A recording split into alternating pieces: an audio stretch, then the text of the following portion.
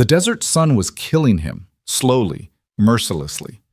Elias Crowley had perhaps an hour left to live when he saw her silhouette against the white-hot sky. Through cracked, swollen lips, he tried to call out, but no sound came. His throat was sandpaper and blood. Then cool water touched his mouth, and gentle hands cradled his head. "I've got you," a woman's voice said. "Stay with me, cowboy." In that moment, dying beneath the Nevada sun, Elias Crowley found the one person who refused to let him become just another skeleton in the sand. This is the story of how a stranger's mercy became love, how a drifter found home, and how one ranch became worth fighting for. Stay with me until the end and comment what city you're watching from. I want to see how far this story travels. The heat had stopped being uncomfortable around noon. By 2 o'clock, it had become dangerous. By 4, it was simply killing him. Elias Crowley lay on his back in the sand, staring up at a sky so blue it hurt to look at.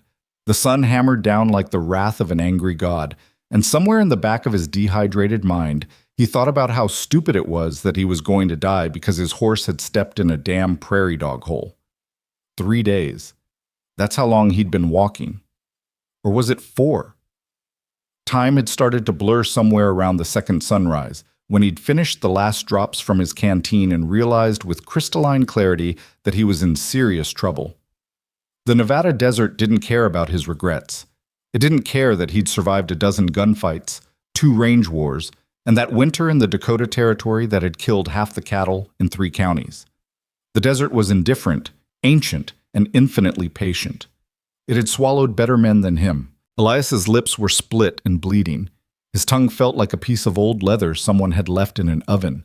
When he tried to swallow, his throat clicked dryly, a sound like bones rattling in a cup. His eyes were so dry he could barely blink. He'd stopped sweating yesterday. That's when he knew it was really over. The body stops sweating when there's nothing left to give. After that comes the confusion, the stumbling, the hallucinations. Then you lie down, just for a minute, you tell yourself, and you never get up again. The buzzards had already found him. He could hear their wings, that distinctive whoosh whoosh as they circled overhead. Patient, like the desert. They knew how this ended.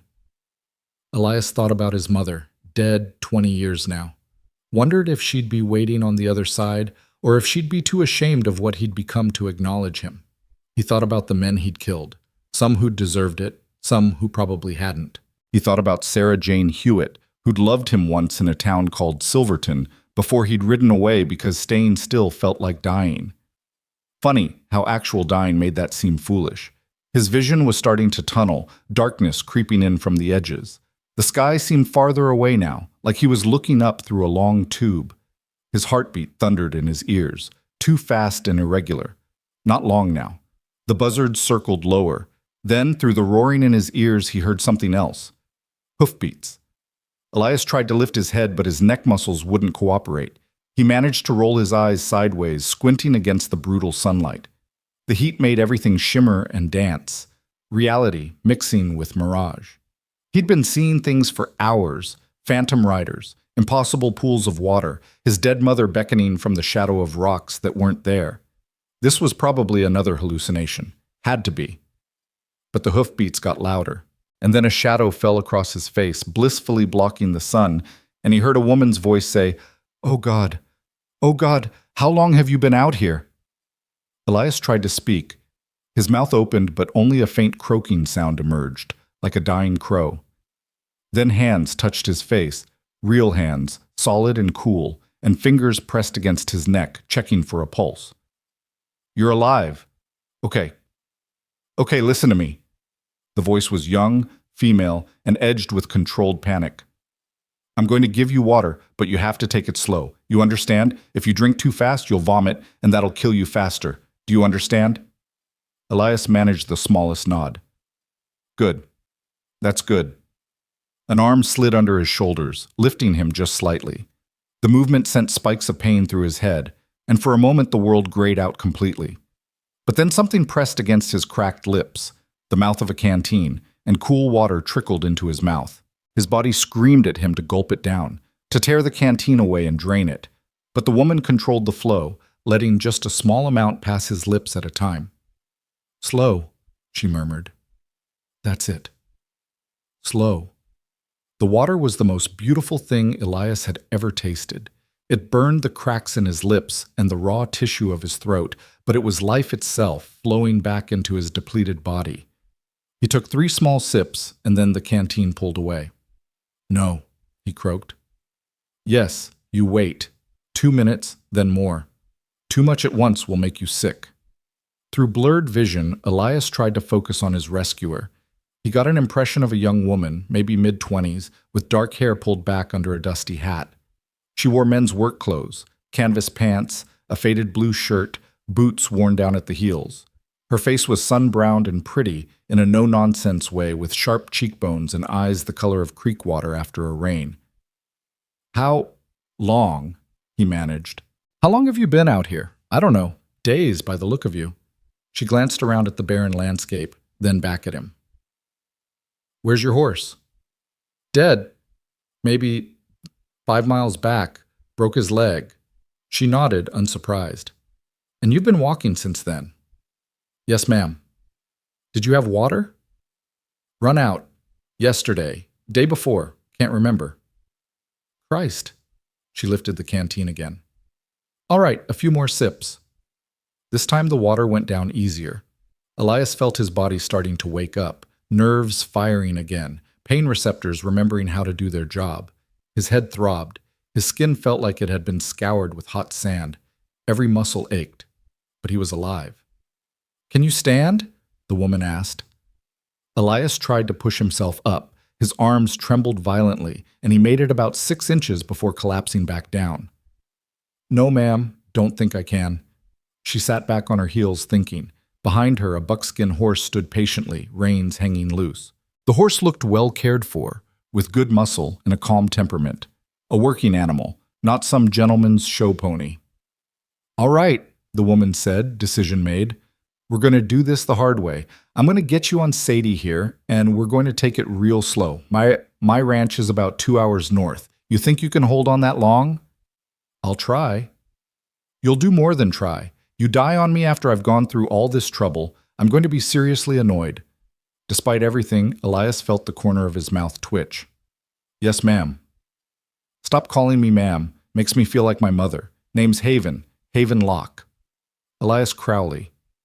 Well, Mr. Crowley, let's get you up. What followed was a brutal, exhausting process that left both of them soaked with sweat. Haven was stronger than she looked, ranch strong, with muscles built from years of hard work. But Elias was a dead weight, his body barely responding to his commands. She got him first to sitting, then to kneeling. Then, with her shoulder under his arm and her back braced against his weight, she levered him upright. The world tilted sickeningly. Elias's vision whited out, and he felt his knees buckle. No, you don't, Haven grunted, taking his full weight. Stay with me, Crowley. Try harder. She half dragged, half carried him to her horse. Sadie, to her credit, didn't spook or dance away, just stood solid as a rock while Haven positioned Elias beside her. Getting him into the saddle took another 5 minutes of grunting effort, with Elias trying to help, but mostly just being hauled up like a sack of grain. Finally, he was mounted, slumped forward over the saddle horn, his hands tangled in Sadie's mane. You stay conscious, Haven ordered, swinging up behind him. Her arms came around his waist, holding him steady. She gathered the reins and Sadie started walking. Talk to me. Tell me something. Where were you headed before your horse went down? Wasn't headed anywhere particular, Elias mumbled. His head lolled back against her shoulder. Just drifting. Drifting. Haven's tone was skeptical. Through the Nevada desert in July. That's some poor planning, Mr. Crowley. Seemed like a good idea. At the time. What were you running from? The question was sharp, perceptive. Elias didn't answer immediately. The rhythmic swaying of the horse was hypnotic, and he could feel himself starting to slide away into unconsciousness. Hey. Haven shook him slightly. Stay awake. What were you running from? Who says I was running? Men don't drift through the desert for no reason. They're either running from something or looking for something. You don't strike me as the looking type. Maybe I'm just unlucky. Maybe. Or maybe you made your own bad luck. Wouldn't be the first cowboy to do that. They rode in silence for a while. The sun was starting to sink toward the horizon now, the brutal heat mellowing into a merely oppressive warmth. Long shadows stretched across the sand, and the light took on that peculiar golden quality that the desert gets at dusk, beautiful and lonely and vast. Elias kept trying to stay conscious, but it was like holding water in his hands. His mind would drift, and he'd come back to find minutes had passed. Once he jerked awake to find Haven singing softly, some old folk ballad about a girl who waited for her sailor to come home. Her voice was surprisingly lovely, clear and true, with a melancholy edge that suited the empty landscape. "Sorry," she said when she noticed him stirring. "Old habit. Helps pass the time." "Don't stop," Elias murmured. "It's nice." So she sang, and he listened, and Sadie carried them both through the cooling desert as the sun painted the sky in shades of orange and red and purple. "Almost there," Haven said eventually. "See those hills? Ranch is just on the other side." Elias squinted ahead. Sure enough, he could make out a line of low hills, and beyond them, the suggestion of green, trees probably, which meant water. The sight of it made his chest ache with relief. They crested the hills, and the Lock Ranch spread out below them in the gathering dusk. It wasn't much. A collection of weathered buildings clustered around a central yard, with corrals and a barn and what looked like a bunkhouse. But after days in the desert, it looked like paradise. There were trees, real trees, cottonwoods and willows, which meant a creek or spring somewhere nearby. Lamplight glowed in the windows of the main house, warm and welcoming. "Home," Haven said simply. As they descended toward the buildings, men emerged from the barn, ranch hands, drawn by the sound of hoofbeats, 3 of them, all with the weathered look of men who'd spent their lives outdoors. They stopped short when they saw Haven riding double with a half-dead man draped across her saddle. "Miss Haven." One of them, older, with a gray-shot beard and a concerned expression, stepped forward. "Who's that you got there?" "Found him in the desert, about 5 miles south, near dead from dehydration." Haven reined Sadie to a halt. "Mateo, help me get him down. Careful, he can barely stand." The older man, Mateo, came forward with practiced efficiency. He was stronger than his lean frame suggested, and between him and Haven, they got Elias off the horse and standing, more or less. The ground swayed beneath his feet. "Get him to the spare room," Haven ordered. "Then bring water, broth if Martha's got any ready, and clean cloths. He'll need his clothes cut off. They're half sand at this point anyway." "You sure about this, Miss Haven?" another of the hands asked. He was younger, with suspicious eyes. "We don't know this man from Adam." "I know he was dying in the desert, and I wasn't going to leave him there," Haven replied sharply. "You have a problem with that, Caleb?" Caleb's jaw tightened, but he shook his head. "No, ma'am." "Good. Now move." They half-carried Elias into the main house, through a neat parlor and down a short hallway to a small bedroom. The bed felt like the finest hotel mattress Elias had ever encountered, though in reality it was just a simple cornhusk tick. He barely registered them removing his boots and cutting away his ruined shirt before darkness took him completely. He woke to lamplight and the sound of quiet voices. "Don't know anything about him, Haven. Could be a murderer, a thief. Hell, he could be running from the law. Or he could be exactly what he looks like. A cowboy who got unlucky. Either way, Mateo, I'm not going to leave a man to die in the desert because he might be trouble. Your father would have been more careful. My father's dead. I make the decisions now." There was a long pause, and then Mateo sighed. "You're right. I'm sorry. It's just, you can't save everyone, Haven. Sometimes trying just gets you hurt." "Maybe. But I can save this one." Elias opened his eyes. The room was small but clean, with whitewashed walls and simple furnishings. Haven sat in a chair beside the bed, and the older man, Mateo, stood near the door, his hat in his hands. They both turned when they heard him stir. "Welcome back," Haven said. "How do you feel?" Elias took inventory. His head still ached and his skin felt tight and hot. Sunburn, probably severe. His throat was raw, but the desperate dying thirst was gone, replaced by just regular thirst. "Like I got dragged behind a horse for 10 miles. but better than I did. That's the spirit. Think you can drink some broth? Yes, ma'am, Miss Haven, he corrected when she shot him a look. She smiled faintly and stood. I'll get some. Mateo, stay with him. After she left, Mateo moved closer to the bed. His expression was neutral, but his eyes were sharp, measuring, evaluating. You're a lucky man, Mr. Crowley. Miss Haven doesn't usually ride that far south. If she had taken the north pasture route like she planned, you'd be vulture food right now. I know it. I'm grateful. See that you remember that. Miss Haven's got a kind heart, maybe too kind for this country. She sees the best in people, even when she shouldn't. Mateo's gaze hardened slightly. But I don't have that problem. So let me be clear. You cause any trouble here, bring any danger to this ranch or to her, and kind heart or not, I'll put you back in that desert myself. We clear? Elias met his eyes steadily. Crystal clear. And for what it's worth, I'm not here to cause trouble. Soon as I'm on my feet, I'll be on my way. We'll see about that. Miss Haven tends to take in strays, and they have a way of sticking around. Mateo's expression softened slightly. But I'll say this. You seem like you got some honor in you. Try to live up to it while you're here. Before Elias could respond, Haven returned carrying a bowl of broth that steamed gently in the lamplight. All right, Mateo, stop intimidating my patient. I need him to recover, not stress himself to death. Just having a conversation, Miss Haven. Uh-huh. Go make sure the boys got the horses settled for the night. And check on that fence in the east pasture. I thought I saw signs of cutting today. Mateo's expression darkened. Again? Maybe. I hope I'm wrong. But check anyway. After Mateo left, Haven pulled her chair closer and held out the bowl. Think you can hold this, or do you need help?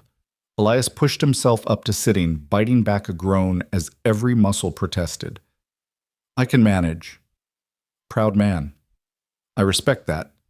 But she kept her hands close, ready to catch the bowl if he faltered. He didn't. The broth was simple, chicken or beef, he couldn't tell, but it was warm and salty and exactly what his depleted body needed. He forced himself to eat slowly, remembering Haven's earlier warning about taking things too fast. You mentioned fence cutting, he said between sips. That's a problem out here. Haven's expression tightened. It's becoming one. We've had 3 incidents in the last month. Post-cut, wire snipped, cattle wandering off. Last week someone poisoned one of our watering holes. You know who's doing it? I have suspicions, but suspicions and proof are different things. She stood and moved to the window, looking out into the darkness. There's a man named Lucian Hartley, mining tycoon, made his fortune in silver down in Colorado. He's been buying up land all through this valley, making offers that seem generous at first, until you realize he's trying to control all the water rights. And when people don't sell, accidents start happening, fences get cut, livestock dies, buildings catch fire. Haven's voice was hard. My father refused to sell. He died 6 months ago, thrown from his horse, they said. But my father was the best horseman in 3 counties. He wouldn't get thrown from a gentle mare in broad daylight. Elias felt something cold settle in his stomach. You think Hartley killed him? I think my father died very conveniently for a man who wanted our land. She turned back to face him. But like I said, suspicions aren't proof, and Hartley's got the sheriff in his pocket, along with half the territorial officials. I'm just one woman trying to hold on to a ranch that's been in my family for 20 years. Why not sell? Take the money and start somewhere else? Haven's eyes flashed. Because this is my home. Because my father built this place with his bare hands, and I'll be damned if I let some snake in a fancy suit steal it from me. Because if we all sell, if we all just roll over and let men like Hartley take whatever they want, then what kind of world are we living in? The passion in her voice stirred something in Elias, something that had been dormant for a long time. He'd spent years drifting, avoiding exactly this kind of trouble, telling himself that other people's fights weren't his concern. But looking at Haven now, seeing the determination in her face mixed with the fear she was trying to hide, he felt that old instinct wake up, the one that had gotten him into so much trouble over the years, the one that made him step into fights that weren't his to fight. How many hands do you have? He asked. 3 full-time. Mateo's the foreman. Been with my father since the beginning. Then there's Caleb and young Pete. Good men, loyal, but we need at least 6 for a place this size, and I can't afford to hire more, not with cattle prices down and Hartley controlling most of the markets around here anyway. What about the law? Sheriff won't help? Haven laughed bitterly. The sheriff's office is in Hartley's pocket. Like I said, last time I reported the fence cutting, Deputy Morrison came out, looked around for 5 minutes, and told me it was probably just coyotes. Coyotes with wire cutters, apparently. Elias finished the broth and set the bowl aside. His body was still exhausted, but his mind was starting to work again, turning over the problem. It was a familiar pattern. He'd seen it before in a dozen different towns and territories. Powerful man wants something, uses intimidation and violence to get it, hides behind a facade of respectability. The law either looks the other way or actively helps him. You said you found me about 5 miles south, he asked. Give or take, why? Was I on your land? Edge of it. We own about 2 sections in that direction, mostly grazing land. Why? Elias was quiet for a moment, thinking. No reason, just trying to get my bearings. Haven studied him, and he could see her intelligence working behind those creek-water eyes. She wasn't fooled, but she didn't push. You should rest. You're not out of the woods yet. You'll probably feel worse tomorrow as your body catches up with what it's been through. I've felt worse. I believe that. She moved to the door, then paused. Thank you, by the way. For what? You saved my life. For not asking why I was riding out that far, for not making it into something more than it was, just a woman doing what needed doing. Seems to me that's exactly what it was, Elias said. Just a person helping another person. Nothing more complicated than that needs to be. Haven smiled, the first real smile he'd seen from her. It transformed her face, making her look younger and lighter. Get some rest, Mr. Crowley. We'll talk more in the morning. After she left, Elias lay in the darkness, listening to the unfamiliar sounds of the house settling around him. Somewhere outside, a horse nickered softly. Farther away, a coyote sang its lonely song to the stars. He should leave as soon as he was able, he told himself. This wasn't his fight. Haven Locke had saved his life, and he was grateful. But the best thing he could do for her was to heal up and move on before he brought more trouble down on her head. Because trouble followed him. It always had. But even as he thought it, Elias knew he was lying to himself. There was something about Haven Locke, about her stubborn courage and the way she refused to be pushed around, that called to something deep in his nature. She reminded him of why he'd become a lawman in the first place, before politics and corruption had soured him on the badge. She reminded him that some things were worth fighting for. Outside, the coyote howled again, and Elias closed his eyes and let sleep take him. Tomorrow would be soon enough to figure out what kind of man he wanted to be. Tonight, he was just grateful to be alive. He woke 3 more times during the night, once to drink more water, once when fever dreams made him thrash and call out, and once to the sound of horses moving in the yard. Each time, Haven appeared like a ghost, pressing cool cloths to his forehead, helping him drink, murmuring reassurances in the darkness. The third time, when the horses woke him, she sat in the chair by his bed and explained, Night patrol. We've been running them since the trouble started. 2 men, 4-hour shifts. Smart. Necessary. She adjusted the blanket around him. How's the fever? Breaking, I think. Good. You're tough, Mr. Crowley. Tougher than you look. Had practice. I bet you have. She was quiet for a moment, and in the dim light filtering through the curtains, her face looked tired. Can I ask you something? Sure. When you were out there dying, what did you think about? The question caught him off guard.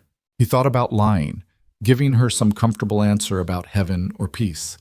But something about the hour, about the quiet intimacy of the sick room in the middle of the night, made him tell the truth. Regrets, he said simply. All the things I should have done different. All the people I should have treated better. Haven nodded slowly. Yeah, I imagine that's what most of us would think about. She stood, moving to the window. My father, when he was dying, I asked him if he had regrets. You know what he said? What? He said his only regret was that he wouldn't get to see how my story turned out. He wanted to know if I'd be happy, if I'd find someone to share this place with, if I'd have kids to pass it on to. Her voice was thick with emotion. I told him not to worry, that of course I would. But now he's gone, and I'm here alone. And I wonder if he died knowing I was lying. You're not alone, Elias said quietly. You've got Mateo and the others. That's not the same, and you know it. She turned back to face him. Do you have anyone, Mr. Crowley? Anyone who'd mourn you if you died out there? Elias thought about it and realized the answer was probably no. He had acquaintances scattered across a dozen territories, men who'd buy him a drink or give him a job, but no one who'd grieve, no one whose life would have a hole in it if he was gone. No, he admitted. Not really. Then we're alike, you and me. Two lonely people in a lonely land. Haven moved back to the chair and sat down. Get some rest. Morning comes early on a ranch. But Elias found he wasn't quite ready to sleep. Can I ask you something now? Fair's fair. Why'd you ride out that far south? Mateo said it wasn't your usual route. Haven was quiet for a long moment. When she spoke, her voice was soft, almost dreamlike. I had a feeling. That morning I woke up and just felt like I needed to ride that direction. My father used to talk about hunches like that. Said his mother had them, and her mother before her. Said some people are just tuned into the world in a different way. She laughed self-consciously. Sounds crazy, I know. No, Elias said. It doesn't sound crazy at all, because he'd had feelings like that too. The morning he'd gotten up early and checked his horse's shoes, only to find a loose nail that would have lamed the animal if he'd ridden hard. The day he'd decided to take a different trail and later learned there'd been an ambush on the usual route. You could call it intuition or luck or divine providence, but whatever it was, Elias had learned to listen to it. Maybe Haven's hunch had saved both their lives. His because she'd found him, and hers because maybe she'd needed him for what was coming. Thank you, he said again, for listening to that feeling. Thank you for not dying and making me feel foolish for riding all that way. They smiled at each other in the darkness, and for a moment something passed between them, a connection, tentative and fragile, but real. Then Haven stood, breaking the spell. Sleep now, for real this time. Yes, ma'am. Haven. Haven. She left, and this time Elias did sleep, deeply and without dreams, his body finally convinced that he was safe, that he would live, that tomorrow would come. And it did. Morning light filtered through the curtains, and with it came the sounds of a working ranch, roosters crowing, men's voices calling to each other, the creak of the windmill turning in the breeze. Elias sat up slowly, testing his body.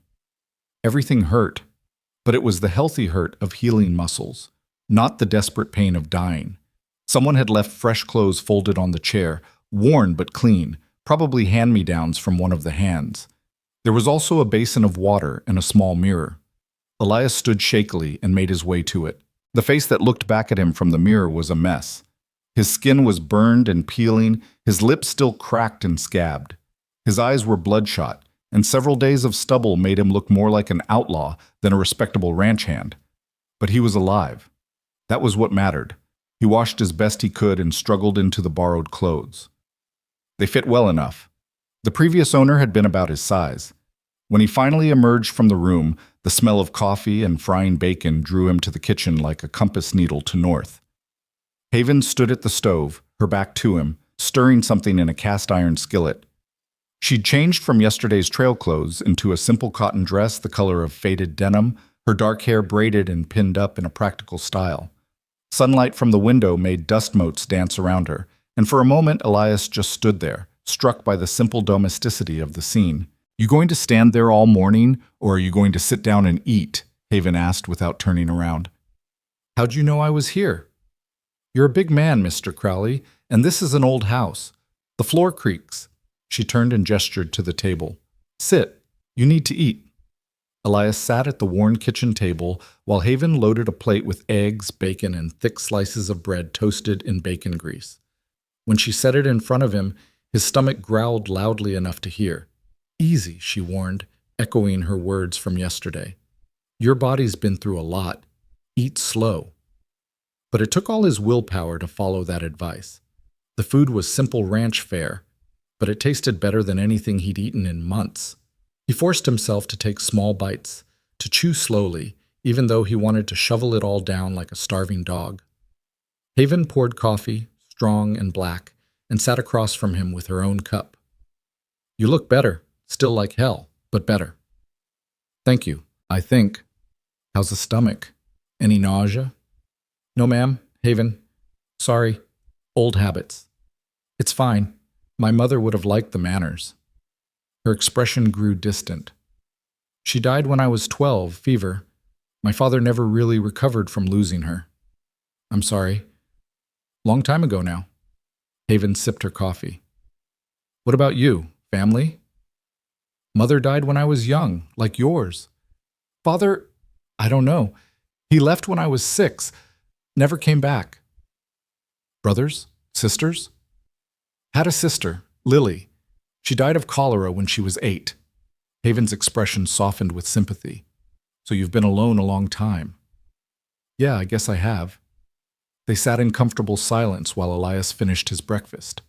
Through the window, he could see the ranch coming to life.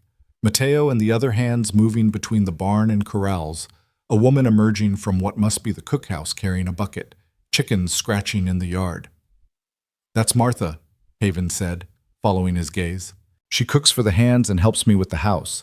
Her husband Carlos works the horses, best wrangler in the territory." "How big is this place?" "About 3,000 acres, give or take. We run about 500 head of cattle, plus horses. Used to be bigger, but we had to sell off some sections after my father died." Her mouth tightened. "To Hartley, of course. He made sure no one else could bid." "How'd he manage that?" "Bought the bank, bought the newspaper, bought everyone who matters in the county seat. Like I said, he's got power and money, and he's not afraid to use both." Elias was quiet, thinking. What about neighboring ranches? Anyone else standing up to him? There were 3 other families who refused to sell. The Johnsons' barn burned down last fall, lost half their winter hay. They sold 2 months later. The Chen family's well got poisoned. They held on for a while, but their youngest son got sick from the water. They sold in March. Haven's hands tightened around her coffee cup. The Reeves family. They had a place about 10 miles east. They refused to sell even after someone shot through their windows.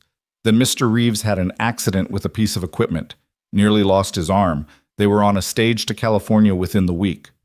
And you're the last holdout. Me and the Broken Arrow Ranch, about 20 miles north. But they're corporate-owned, run by managers in San Francisco. They don't care about the land the way we do. They'll probably sell as soon as Hartley makes it worth their while. Haven met his eyes. So, yes, essentially, I'm the last one standing in his way. That makes you dangerous to him. I know, but what am I supposed to do? Run? Let him win? Let him turn this whole valley into a mining operation that'll poison the water and tear up the land? She shook her head fiercely. This place is worth fighting for. The land, the water, the life we've built here. It means something. Elias believed her. He could see it in every line of her face, hear it in every word. This wasn't just about stubbornness or pride. This was about home, about legacy, about refusing to let bullies and tyrants reshape the world through fear and violence, the kind of fight he'd walked away from too many times. "I should tell you something," he said slowly, "about who I am, what I've done." Haven leaned back in her chair, waiting. "I wasn't always just a drifting cowboy. About 10 years ago, I was a deputy marshal in Kansas, then a range detective for the Cattlemen's Association in Wyoming Territory, then a town marshal in New Mexico." He paused. "I was good at it, real good. I had a reputation for finding the truth, for solving problems that other lawmen couldn't or wouldn't." "What happened?" "Politics. Corruption. Every place I went, eventually I'd run into the same thing. Powerful men who thought the law didn't apply to them. And every time I tried to do my job, tried to hold them accountable, I'd get pushed out. Sometimes legally, sometimes not so legally." He rubbed his jaw, remembering. "Last straw was in New Mexico. Town marshal in a place called Bitter Springs. There was a rancher there named Colton Hayes. He decided the water rights on a certain creek belonged to him. Never mind that 3 families had been using it for 20 years. He dammed it up, cut off their water. Let me guess, Haven said. You tried to make him take the dam down. I tried to do it legal, got a judge to rule against him. Hayes didn't care, kept the dam up anyway. So I gathered up some deputies and went to take it down myself. Elias's voice went flat. Turned out Hayes had paid off the sheriff and half the town council. They arrested me for destruction of property and conspiracy. I spent 3 days in jail before a friend helped me escape. Been drifting ever since, too tired to fight and too stubborn to completely give up. Haven absorbed this in silence. Then she said, So what are you telling me? That you can't help? That you're too broken to fight? I'm telling you that I've got a talent for making situations worse. That men like Hartley, I've gone up against them before, and I've lost more times than I've won. He met her eyes. I'm telling you that if I stay here, I'll probably bring more trouble down on your head. And if you leave, then you're on your own, which might be safer for you in the long run. Haven stood and walked to the window, looking out at her land, her home, her life. When she turned back, her expression was set with determination. I don't want safe, Mr. Crowley. I want a fighting chance, and right now, you're the closest thing to hope I've got. She crossed her arms. You say you're tired of fighting. I understand that. But are you so tired that you can watch someone else lose everything without at least trying to help? Because that's not the man I pulled out of the desert. That man was still fighting, even when his body was giving up. That man had something in him worth saving. Elias felt something shift in his chest. She was right, damn her. For all his cynicism and weariness, he wasn't dead inside. Not yet. And maybe this was his chance, not to redeem a lifetime of failures, but just to do one thing right, to help one person hold on to what mattered. If I stay, he said slowly, I do it my way. No half measures. We gather evidence on Hartley, build a real case, and if the law won't help, we find another way. But we do it smart, not reckless. I can live with that. And when this is over, assuming we both survive, I move on. I'm not looking for a home, Haven. I'm just looking to do the right thing for once. Something flickered across Haven's face, disappointment maybe, or sadness. But she nodded. Understood. So, do we have a deal? Elias stood and extended his hand. We have a deal. Her grip was firm, calloused, strong, the handshake of someone who worked for everything she had. Good, Haven said, because we've got a lot of work to do, and not much time to do it in. As if to punctuate her words, the sound of approaching horses carried through the open window. Multiple riders, moving fast. Haven's expression tightened. That's not Mateo and the boys, she said. They're all out on the range. They moved to the window together. In the distance, a cloud of dust rose from the road. 3 riders, maybe 4, coming hard. As they got closer, Elias could make out details, expensive horses, good tack, men dressed too well to be working cowboys. Hartley's men, Haven breathed. Damn it, he must have heard about you somehow. What would he care about me? Because Hartley doesn't like variables he can't control. A stranger showing up on my ranch, especially one with a lawman's bearing, that's going to make him nervous. The riders thundered into the yard, pulling up in a spray of gravel. The lead man was in his 40s, well-dressed in a tailored suit that must have cost more than most ranch hands made in a year. He had the look of a man used to authority, with cold eyes and a thin smile that didn't reach them.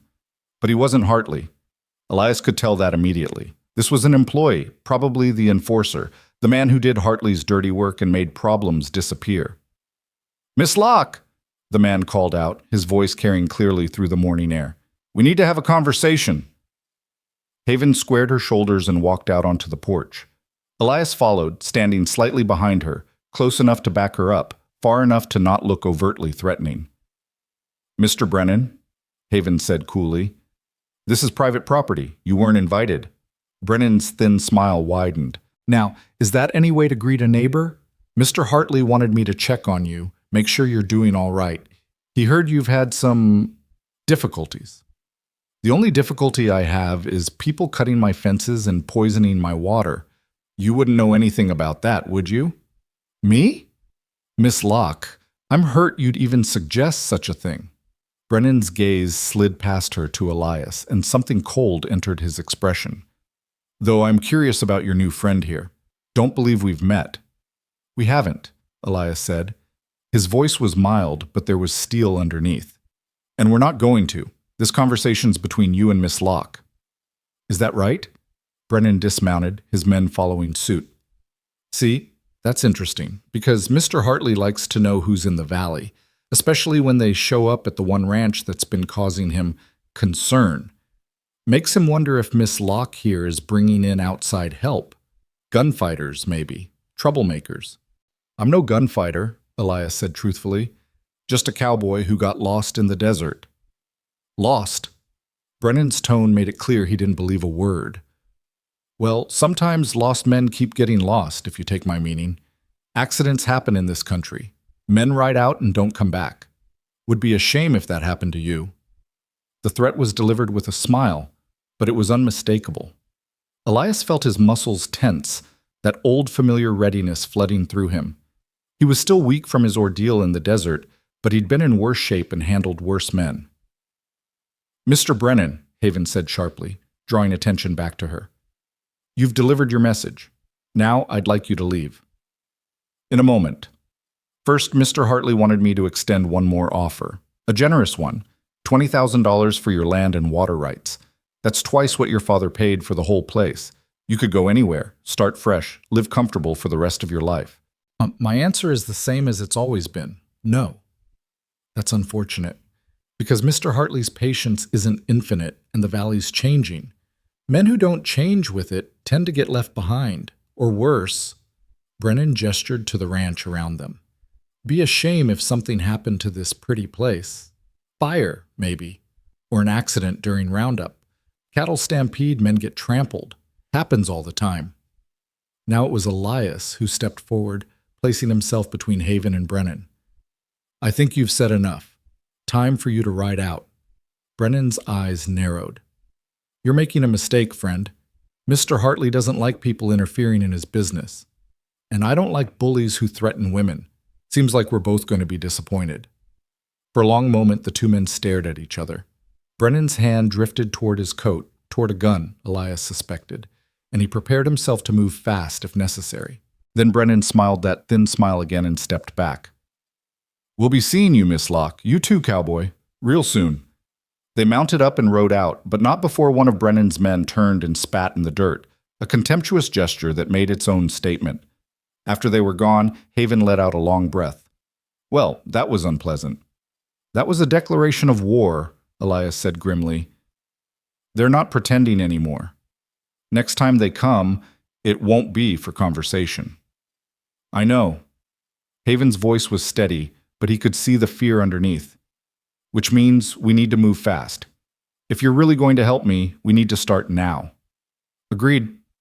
First thing, I want to look at those fences that got cut. See if there's anything that might tell us who's responsible. And if there's not, then we start digging into Hartley's operation. Find out who works for him, what other properties he's got, where his money comes from. Elias met her eyes. You said he's made enemies. Time to find them and see if they'll talk. Haven nodded slowly. All right, but first you need to meet the men properly. If we're going to do this, they need to know who you are and that I trust you. Do you? Trust me, I mean. She looked at him for a long moment, those creek-water eyes searching his face. I trust that you're a good man who's been dealt some bad hands. I trust that you want to help. And right now, that's enough. It would have to be. They spent the rest of the morning with Mateo and the other hands, Caleb, young Pete, and Carlos. Elias told them an abbreviated version of his history, leaving out some details but giving them enough to understand he knew his way around trouble. Mateo remained skeptical but willing to give him a chance. Caleb was openly hostile, making it clear he thought bringing in a stranger was a mistake. You're going to get her killed, Caleb said bluntly when Haven was out of earshot. Hartley sees her bringing in a gun hand. He's going to escalate. Next time it won't be threats, it'll be bullets. I'm not a gun hand, Elias said patiently. And if I leave, do you really think Hartley will back off? He's already escalating. At least this way she has someone with experience dealing with men like him. Experience losing to them, you mean? The words stung because they were true. But Elias kept his voice level. Yeah, I've lost before. Which means I know the mistakes to avoid. You got a better plan? Caleb didn't answer, just stalked off to work on a corral fence with more violence than necessary. Young Pete, by contrast, was eager and friendly, barely 20, with a smooth face and eyes full of naive confidence. "Don't mind Caleb," he said cheerfully. "He's just worried about Miss Haven. We all are. But it's good you're here. We need the help." Carlos, the horse wrangler, was harder to read. He was a small man in his 50s with weathered brown skin and intelligent eyes. He watched Elias carefully, saying little, clearly forming his own judgment. It was Martha, Carlos's wife, who finally broke the ice.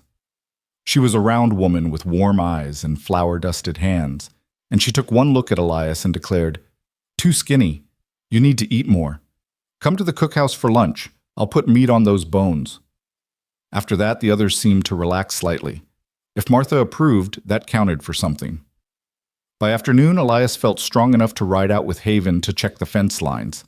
Mateo saddled a gentle roan gelding for him. Nothing fancy, but he won't throw you. And they headed east toward the section where the most recent cutting had occurred.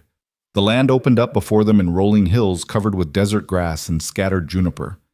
In the distance, mountains rose blue and hazy against the sky. It was beautiful country, harsh but honest, the kind of place that didn't lie to you about what it was. "My father used to say this land would outlast us all," Haven said as they rode. "He said we were just borrowing it for a while, and our job was to leave it better than we found it." She gestured around them. "That's why he fought so hard to keep it intact. Why he wouldn't sell to Hartley even when the offers got ridiculous. It wasn't about the money, it was about stewardship. Smart man. He was. Stubborn as hell, but smart." Haven smiled sadly. "You would have liked him. He had a way of seeing people, understanding what they were about. He would have seen through your just a drifting cowboy act in about 5 seconds. It's not entirely an act. No, but it's not entirely the truth either." They rode in comfortable silence for a while, following a fence line that stretched across the hills like a stitched seam. Elias kept his eyes moving, reading the land the way he'd learned to read crime scenes, looking for details that told a story, for patterns that revealed truth. The cut fence was obvious when they reached it. 3 strands of barbed wire had been snipped with cutters, the ends curling back. Several posts had been pulled up and tossed aside. A gap wide enough for cattle to wander through had been created. Elias dismounted and knelt beside the nearest post. "When did you find this?"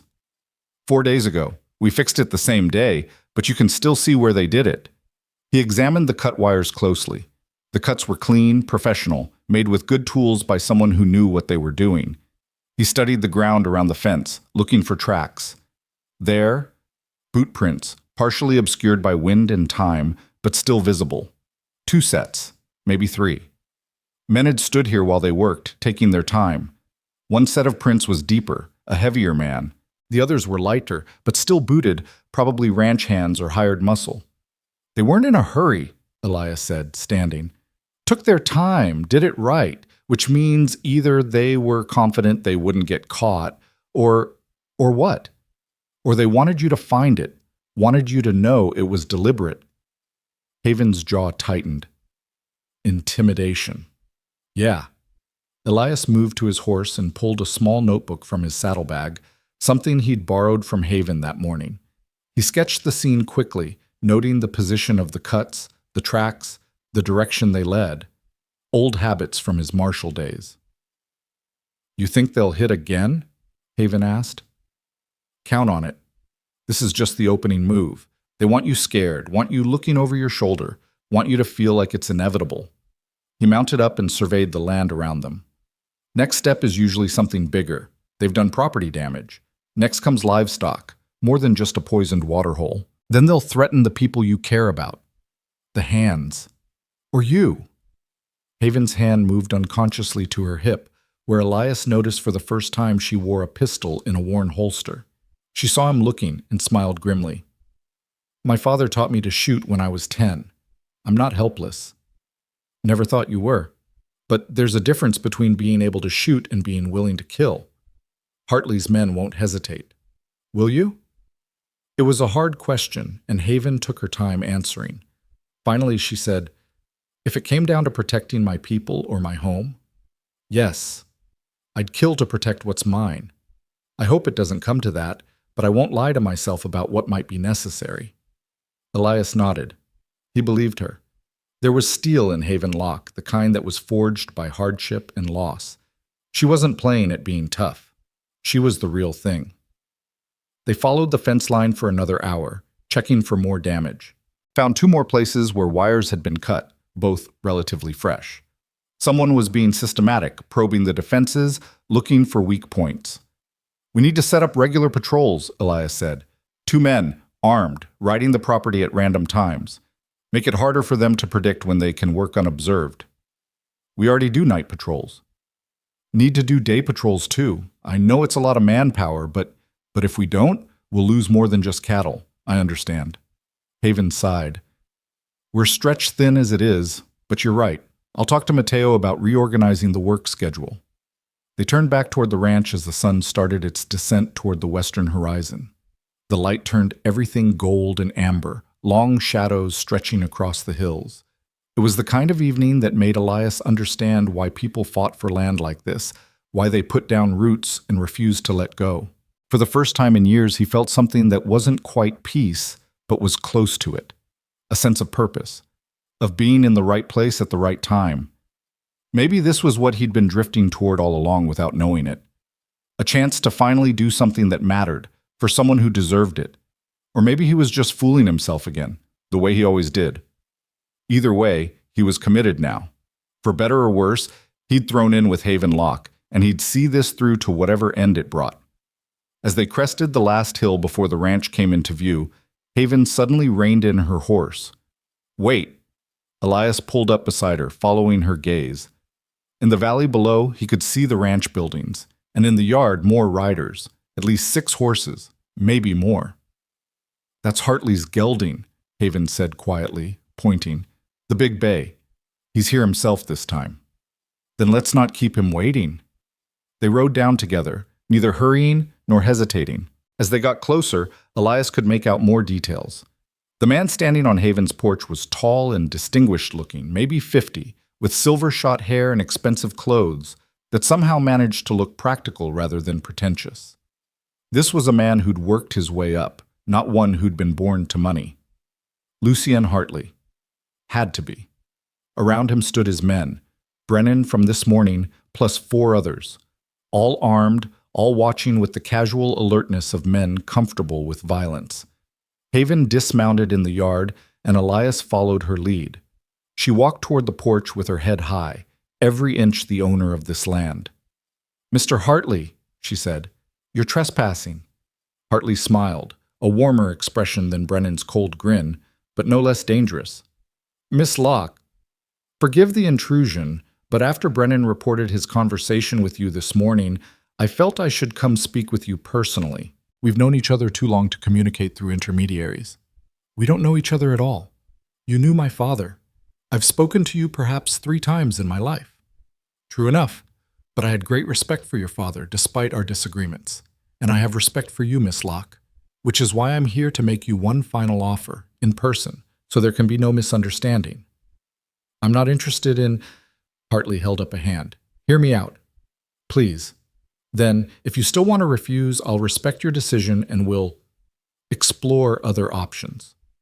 The threat in that last phrase was unmistakable. Haven's jaw tightened, but she nodded. "Fine. Say your piece." $25,000. Cash. For your land, water rights, and cattle. You can keep whatever personal possessions you want. Furniture, equipment, your horses. I'll even throw in a property I own in California, near Monterey. Small place, but comfortable. Ocean views. You could start fresh, away from all this. Hartley gestured around at the desert landscape. "This is no life for a woman alone, Haven. No offense intended, but this land will break you eventually. Why not take the money while the offer's good and build a new life somewhere green and gentle?" "Because this is my home," Haven said simply. "And I'm not leaving." Hartley's expression didn't change, but something cold flickered in his eyes. "I was afraid you'd say that. Your father had the same stubborn streak." He glanced at Elias. "And who might you be? The mysterious stranger who's stirring up trouble?" "Name's Elias Crowley, And I'm not stirring up anything except the dust Miss Locke asked me to help her move. Is that right? Funny, Mr. Crowley, but Brennan seems to think you're more than just a ranch hand. Something about you says lawman to him. Former law, maybe, but law nonetheless. Hartley's eyes were sharp, assessing. Are you here in some official capacity? Nope, just helping a friend. Friend? That was fast. You've only been here, 2 days? Hartley smiled. Miss Locke must be very persuasive. Or perhaps you have your own reasons for staying. Either way, I want you to understand something, Mr. Crowley. This valley is changing. I'm bringing progress, jobs, industry, growth. The old ranchers who want to keep things as they were, they're dinosaurs. The future is coming whether they want it or not. I've heard that speech before, Elias said, usually from men who want to justify taking what doesn't belong to them. Progress is a nice word for greed. Hartley's expression hardened. Careful, Mr. Crowley. You're a guest here, but that doesn't give you the right to insult me on Miss Locke's property. You're a guest here too, and you're wearing out your welcome. For a moment, tension crackled in the air. Hartley's men shifted, hands moving closer to their weapons. Elias stood perfectly still, but he was ready, cataloging positions, angles, who would draw first if it came to that. Brennan looked eager, hoping for an excuse. Then Hartley laughed, breaking the tension. Well, at least you've got spirit, I'll give you that. He turned back to Haven. My offer stands until the end of the month. After that, he shrugged. After that, things might get more complicated. I hope you'll reconsider, Miss Locke, for your sake and for the sake of your people. Goodbye, Mr. Hartley, Haven said firmly. Hartley tipped his hat, mounted his bay gelding with practiced ease, and rode out with his men following. But before they disappeared down the road, Brennan turned back and locked eyes with Elias. The message was clear. This isn't over. After they were gone, Mateo emerged from the barn where he'd been watching with a rifle. That went about as well as expected. Could have been worse, Haven said, but her voice shook slightly. At least nobody shot anybody. Yet, Mateo said grimly. But it's coming, Miss Haven. You heard him. End of the month, he said. That's 2 weeks. After that, the gloves come off. Elias looked at the sun, now touching the horizon. 2 weeks. Not much time to gather evidence, build a case, find a way to stop a man with power and money, and no scruples. But it would have to be enough. Then we'd better get to work, he said. And as the sun set over the Nevada desert, painting the sky in shades of fire and blood, Elias Crowley accepted that he was no longer running from his past. He was standing still at last, ready to fight for something that mattered, ready to see if he was still the man he used to be, before cynicism and defeat had worn him down. Haven Locke had saved his life in the desert. Now it was time to return the favor. The next morning came hard and early, with Elias waking to the sound of roosters and the pre-dawn cold that made his breath fog in the air. His body still ached from the desert ordeal, but it was a distant pain now, manageable. He dressed in borrowed clothes and made his way to the kitchen, where Martha already had coffee brewing and biscuits in the oven. You're up early, she said, not unkindly. Most men who nearly died would take a few more days to recover. Can't afford to, Elias replied, pouring himself coffee. Haven around? Out in the barn with Mateo. They've been up since 4, going over the work schedule. Martha pulled the biscuits from the oven, the smell making Elias's stomach rumble. She doesn't sleep much anymore, not since her father died. Worries herself sick trying to keep this place running. She's doing a hell of a job from what I can see. She is, but a person can only carry so much alone before they break. Martha fixed him with a meaningful look. You planning to stick around, or are you the kind who runs when things get hard? It was a fair question, and Elias respected her for asking it directly. I'm staying, at least until this business with Hartley is settled. And after? After, I don't know, but I won't leave her in the lurch. Martha seemed satisfied with that answer. She loaded a plate with biscuits and bacon and pushed it toward him. Eat, then go find them. They'll want to start early. Elias found Haven and Mateo in the barn, bent over a crude map of the ranch spread across a saddle rack. Haven's finger traced the property lines while Mateo made notes on a scrap of paper. North pasture needs 2 men minimum, Mateo was saying. That's where the creek runs through, And if Hartley wants to cut off our water, that's where he'll do it. East fence line needs daily checks after those cuttings. South Range is where I was found, Elias interrupted from the doorway. About 5 miles in, you said? Haven looked up, her face tired but alert. That's right. Why? I've been thinking about that. Your land extends that far south, but there's nothing out there. No water, no good grazing. Why do you own it? My father bought it years ago from a prospector who went bust. Said you never know when worthless land might become valuable. Smart man. What's beyond your southern boundary? Mateo consulted the map. Public land for about 3 miles, then the start of Hartley's mining claims. He's got silver operations all through those hills. Elias moved closer to study the map. So your southern property sits between Hartley's mines and the rest of the valley. Yeah, but like I said, it's worthless. No water, nothing but sand and rock. Maybe. Or maybe there's something there Hartley wants. Elias tapped the map. He's been focused on your water rights, but what if that's not all he's after? What if there's something on that southern section he needs? Haven and Mateo exchanged glances. Like what? Haven asked. Don't know, but I think we should ride out there and take a look. If I'm right, it might give us leverage we didn't know we had. And if you're wrong? Then we waste a day riding through the desert. But my gut says I'm not wrong. Mateo grunted. Your gut almost got you killed out there last time. True, but I had Haven to pull me out. This time I'll bring water. Despite the tension, Haven smiled slightly. All right, we'll ride out this afternoon, after the morning work is done. Mateo, you're in charge while we're gone. Double the patrols and keep everyone armed. You sure about this, Miss Haven? Riding out with him alone? People will talk. Let them talk. I've got bigger problems than gossip. She rolled up the map. Besides, Mr. Crowley's right. If there's something on that land Hartley wants, we need to know what it is. They spent the morning working the ranch. Elias helped Carlos in the corral, breaking a young gelding to saddle. It felt good to do simple, honest work, the kind of labor that made his muscles burn and his mind quiet. Carlos worked mostly in silence, but Elias could feel the man's assessment continuing, that careful evaluation of character that good horsemen seem to possess.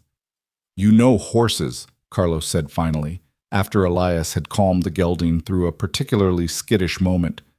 My grandfather raised them, spent my summers on his place until I was 15. What happened at 15? He died. Farm got sold. I moved on. Elias stroked the gelding's neck.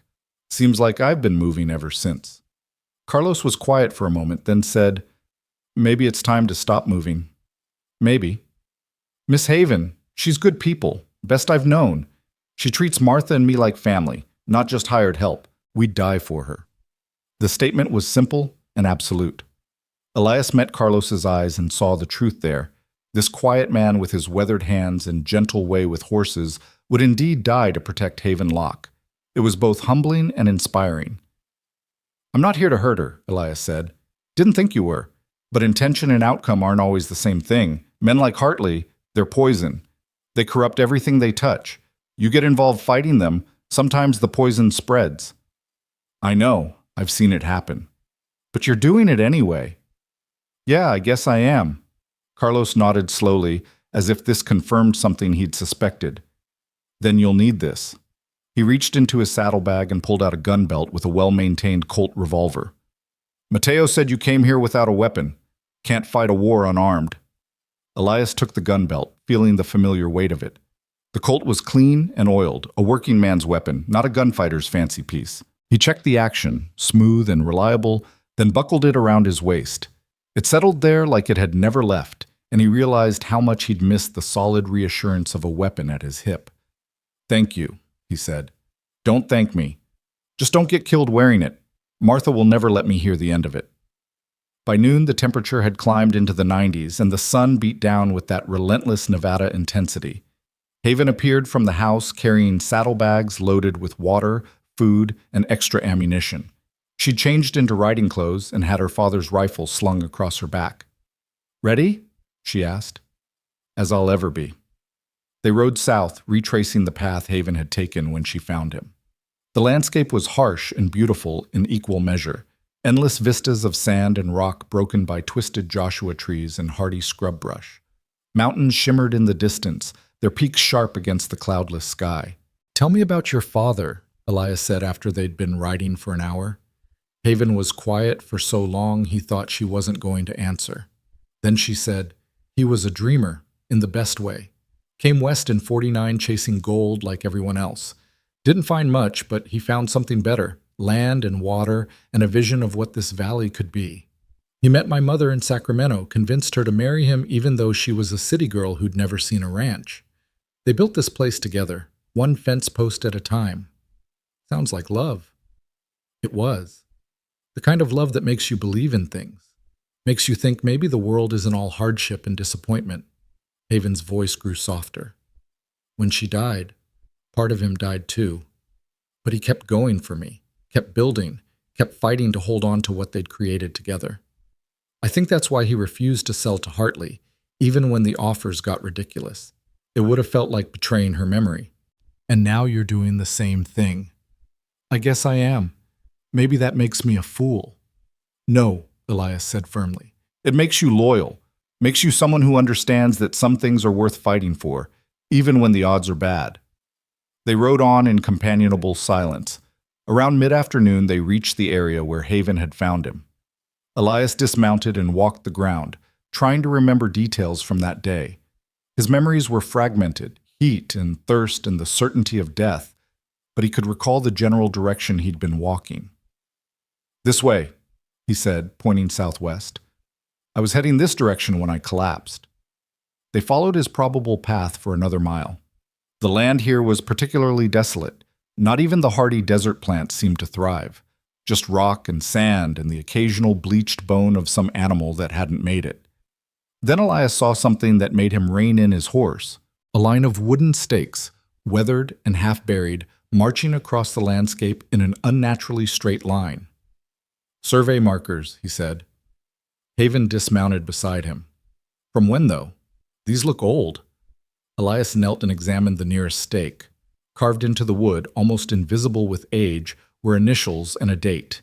HM 1867. 8 years ago, he said. Someone surveyed this land 8 years ago. He looked around trying to see what would have brought a surveyor to this godforsaken place. "What's HM?" "Could be anyone. Half the prospectors in Nevada have initials that could fit." Haven followed the line of stakes with her eyes. "They run east to west, cutting across our land." "Let's follow them, see where they lead."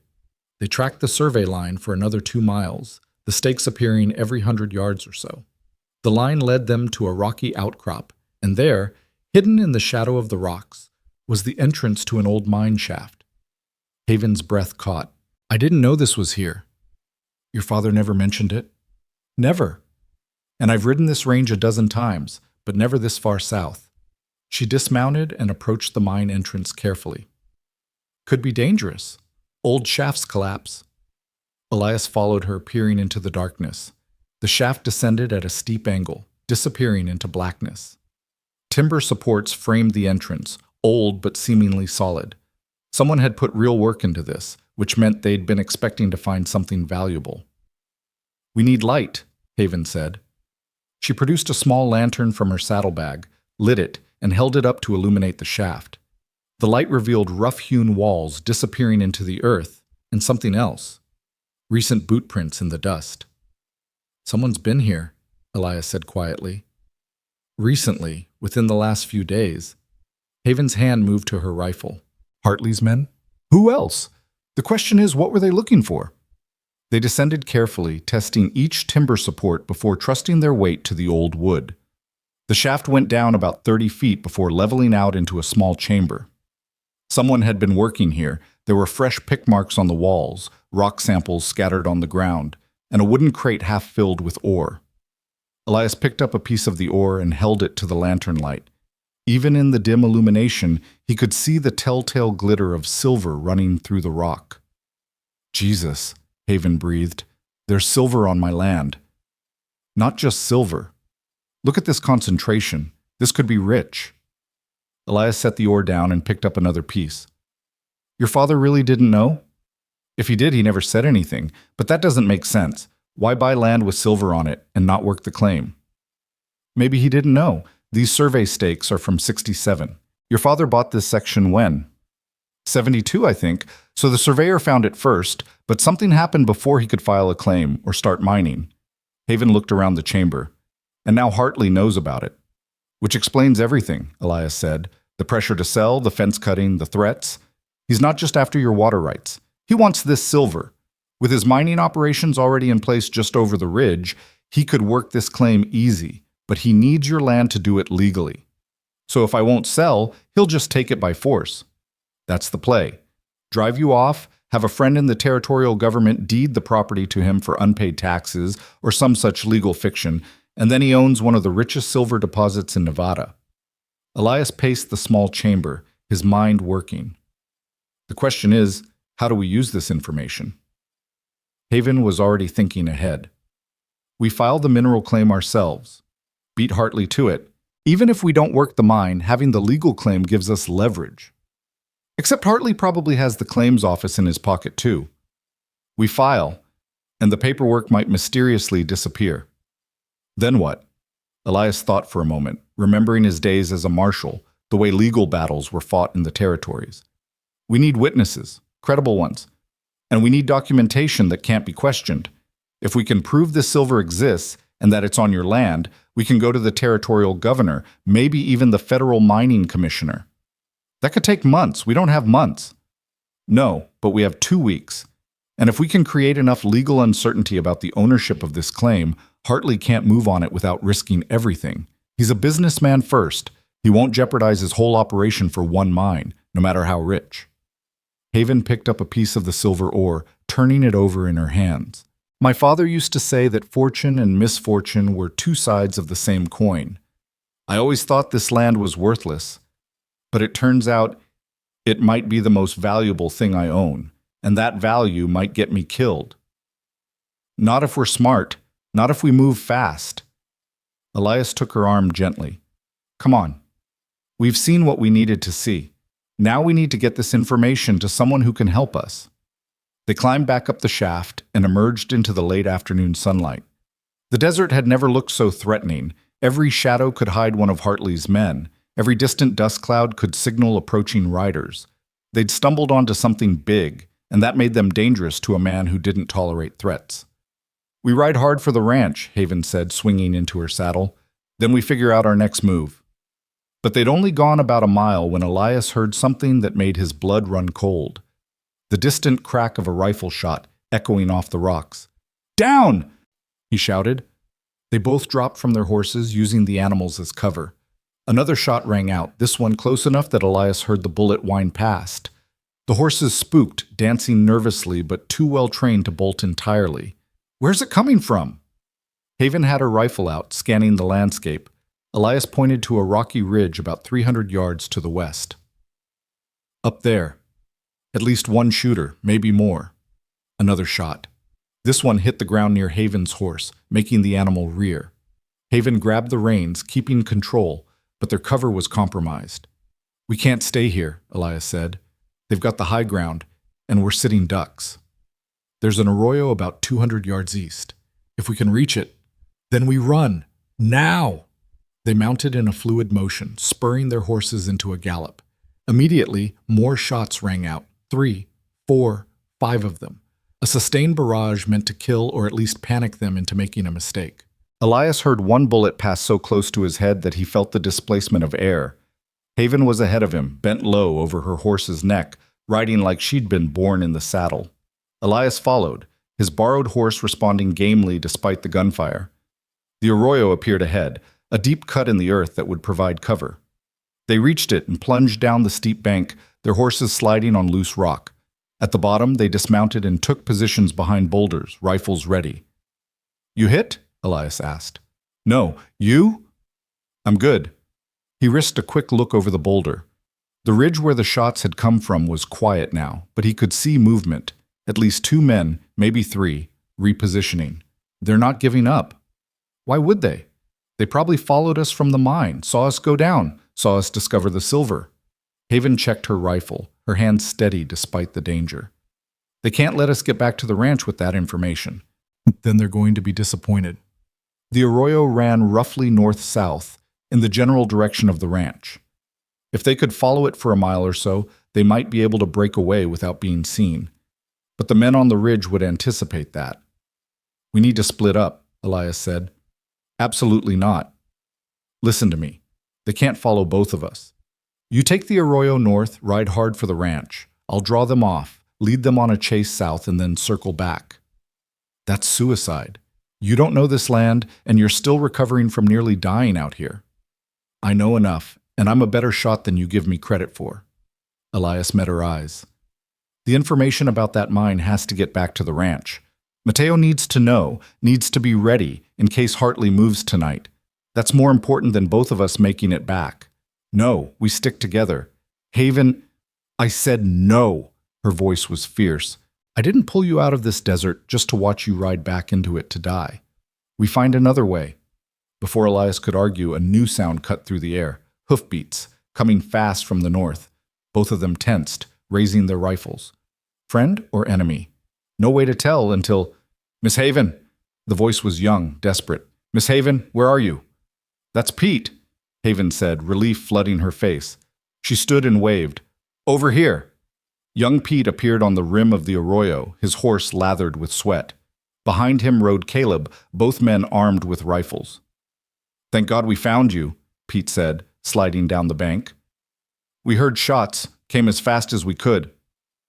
How did you know where we were? Elias asked. Caleb dismounted more slowly, his expression hard. Mateo sent us. Said you'd been gone too long, and with Hartley's threats yesterday, he wanted to make sure you were all right. His eyes moved to the ridge. Seems like he was right to worry. There's at least 3 men up there, Haven said. They caught us coming back from the southern section. What were you doing that far south? Found something big. Haven quickly explained about the mine, the silver, Hartley's men working the claim. Pete's eyes grew wider with each detail, while Caleb's expression grew darker. This changes everything, Caleb said when she finished. If Hartley knows we found it, he'll move tonight, Elias finished. He can't risk us filing that claim or going to the authorities. He'll hit the ranch, try to either kill us or drive us off permanently. Then we need to get back, now. Caleb looked at the ridge. But they'll be waiting for us to run. So we don't run. We fight. Elias checked his ammunition. 4 of us, 3 of them. Better odds than we had a minute ago. Pete, you and Haven take the horses and ride hard for the ranch. Caleb and I will keep these bastards busy, then follow. I'm not leaving you, Haven started, but Elias cut her off.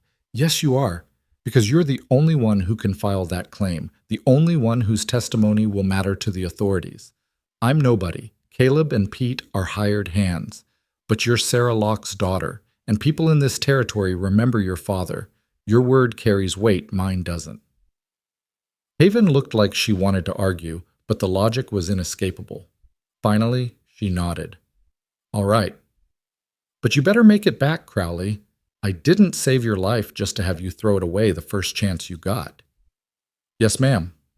Haven. Despite everything, the danger, the gunmen, the impossible situation, Elias smiled. Haven. She and Pete mounted up and rode north, staying low in the arroyo. Elias and Caleb watched them go, then turned their attention to the ridge. You really think you can file a claim fast enough to stop Hartley? Caleb asked. No, but I think we can create enough legal confusion to make him pause. And sometimes a pause is all you need. Elias moved to a better position behind a boulder. You're a good shot? Good enough. Then let's show these hired guns that they picked the wrong people to ambush. They didn't have to wait long. The men on the ridge, seeing that Haven and Pete had escaped, decided to finish what they'd started. 3 riders came down from the high ground, approaching the arroyo with their rifles ready. Wait for my signal, Elias whispered. Let them get close. The riders were confident, probably thinking they had 2 men pinned down and helpless. They came within 100 yards, then 75. Elias could see their faces now, hard men, professional guns, the kind Hartley would hire for wet work. Now, Elias shouted. He and Caleb fired simultaneously. Elias's shot took the lead rider in the shoulder, spinning him out of his saddle. Caleb's shot went wide but spooked the horses, causing the other two riders to fight for control. The ambushers became the ambushed. The second rider got his rifle up and returned fire, but he was shooting from a panicked horse and his shots went wild. Elias fired again, this time aiming for the horse itself. He hated to do it. The animal was innocent in all this, but he aimed low for the leg. The horse screamed and went down, throwing its rider hard. The third man was smarter. He wheeled his horse and galloped back toward the ridge, laying down covering fire as he went. His bullets kicked up dust and rock around Elias and Caleb, forcing them to keep their heads down. "He's running," Caleb said. "Let him go. He'll report back to Hartley, which is fine. We want him to know we're not easy prey." They approached the two fallen riders carefully, rifles ready. The first man Elias had shot was conscious, but in no shape to fight, clutching his bleeding shoulder and cursing steadily. The second was unconscious, blood trickling from a head wound where he'd hit the ground. "What do we do with them?" Caleb asked. "Take their guns, their ammunition, and anything that might tell us who they are. Then we leave them. Someone will come back for them." Elias quickly searched the conscious man, finding a wallet with papers inside. "What's your name?" "Go to hell." "Wrong answer." Elias pulled out the papers, letters, receipts, all addressed to a man named Jack Porter. "Jack Porter, that you?" The man spat blood. "What's it to you?" "It's leverage, because now I know who you are, which means I can testify that you were out here shooting at us on Lucian Hartley's orders. That's attempted murder, Jack. Territorial crime.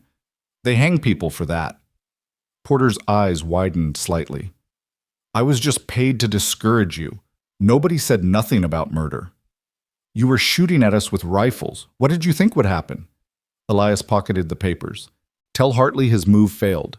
Tell him we found the mine and we're filing the claim. Tell him if he wants a war, we're ready to give him one." "You're dead men. You know that, right? All of you. Hartley doesn't lose." "Everyone loses eventually," Elias said. "Come on, Caleb. Let's get back to the ranch."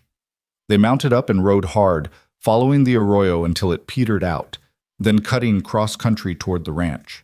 The sun was setting now, painting the sky in brilliant reds and oranges. Beautiful and terrible, like everything else in this unforgiving land. "Thank you," Caleb said after they'd been riding for a while. "For what you did back there. I misjudged you. You were protecting Haven. No need to thank me for that. Still, I thought you were just another drifter who'd bring trouble and leave, but you stood and fought. That counts for something." They reached the ranch just as full darkness fell. Haven was waiting in the yard, and the relief on her face when she saw them was almost painful in its intensity. "You made it," she said simply. "Had some doubts for a minute there, but yeah." Elias dismounted, his body reminding him that he was still recovering and probably shouldn't have been in a gunfight. "We need to talk. All of us. Now." Mateo gathered everyone in the main house, the ranch hands, Martha, even Carlos, who'd been working late in the barn. Haven stood by the fireplace and told them everything. The mine, the silver, Hartley's men, the ambush, the impossible situation they now found themselves in. When she finished, there was a long silence. "So we're at war," Mateo said finally. "No more pretending, no more hoping Hartley will back off. This is it." "Yes," Haven said. "And I understand if any of you want to leave. This isn't your fight, and I won't blame you for not wanting to risk your lives." "With respect, Miss Haven, that's horse shit," Carlos said quietly. Martha elbowed him for the language, but he continued. "This ranch is our home too. We've bled for it, sweated for it, built our lives here. If we run now, where do we go? How do we look at ourselves in the mirror?" "Carlos is right," Pete added. "We're with you. All the way." Even Caleb nodded. "I had my doubts about bringing in a stranger, but Mr. Crowley proved himself today. If he says we can fight this, I'm willing to try." Elias felt something warm and unfamiliar in his chest. Belonging, maybe, or purpose. These people barely knew him, but they were willing to trust him with their lives, their homes, everything that mattered. He couldn't let them down. "All right," he said. "Then here's what we do. Tomorrow, first light, Haven and I ride to the county seat. We file that mining claim, and we do it publicly, with witnesses. We make sure everyone knows there's silver on that land and that we found it first." Hartley will have people there, Mateo warned. I'm counting on it. The more public this is, the harder it is for him to make us disappear without questions being asked. Meanwhile, the rest of you fortify the ranch. Double patrols, set up defensive positions, prepare for a siege if necessary. You really think he'll attack the ranch itself? Martha asked. I think he's desperate, and desperate men do desperate things. But if we can make this costly enough, public enough, he might back off. Rich men don't like risk, and we're about to make this very risky for him. They talked for another hour, planning, preparing, trying to anticipate every move Hartley might make. By the time they finished, it was past midnight, and exhaustion weighed on all of them. The others filed out to get what sleep they could before the morning. Haven walked Elias to the door of his room, lingering in the hallway. Thank you, she said, for staying, for fighting, for everything. Don't thank me yet. We've got a long way to go and things are going to get worse before they get better. I know, but having you here, it makes me feel less alone, less afraid. She looked up at him, and in the lamplight, her eyes were soft and vulnerable.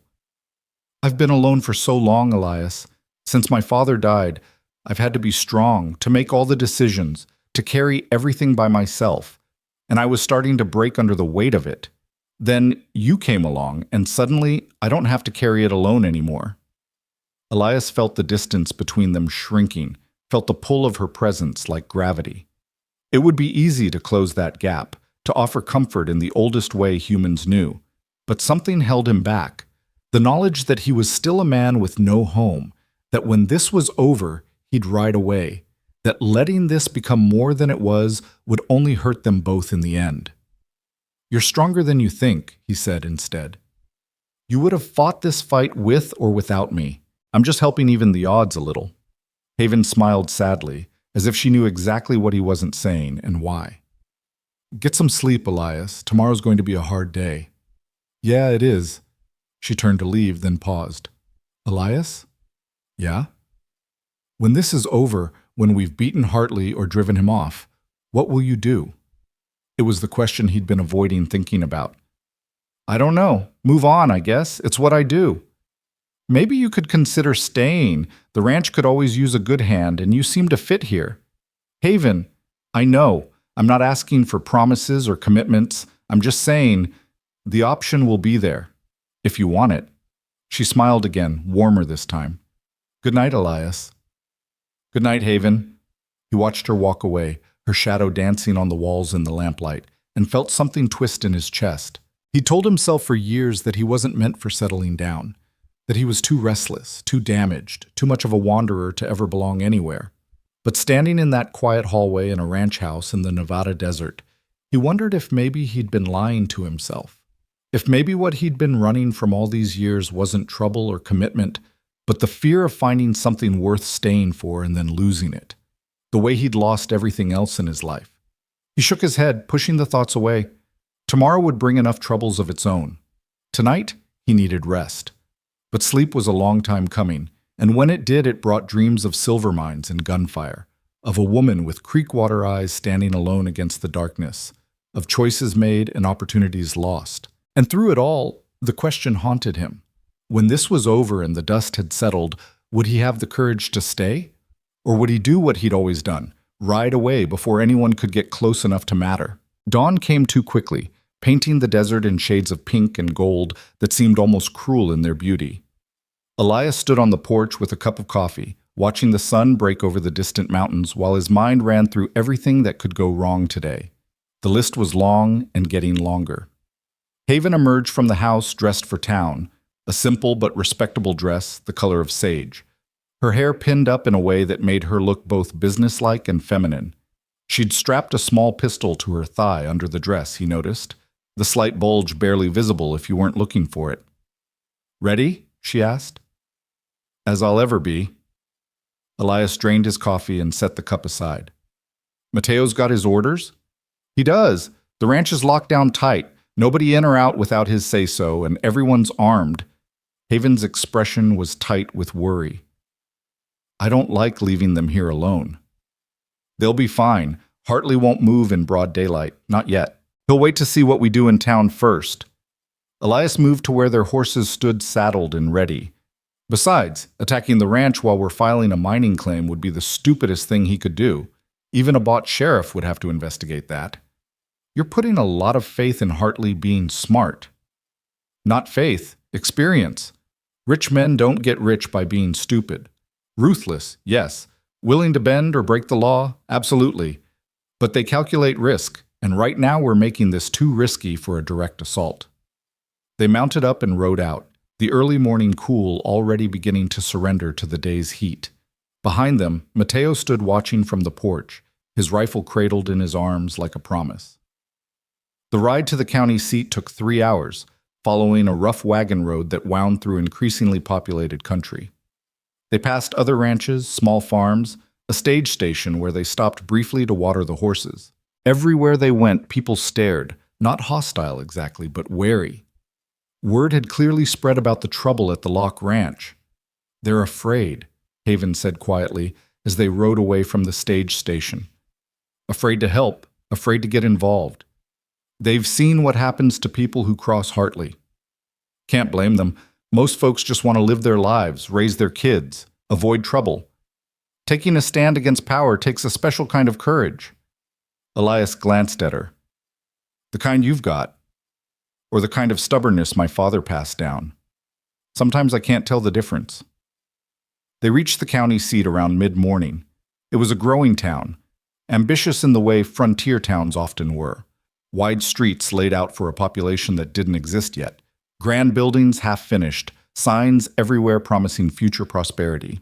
The territorial courthouse stood at the center of town, a 2-story brick building that looked solid and permanent compared to the wooden structures around it.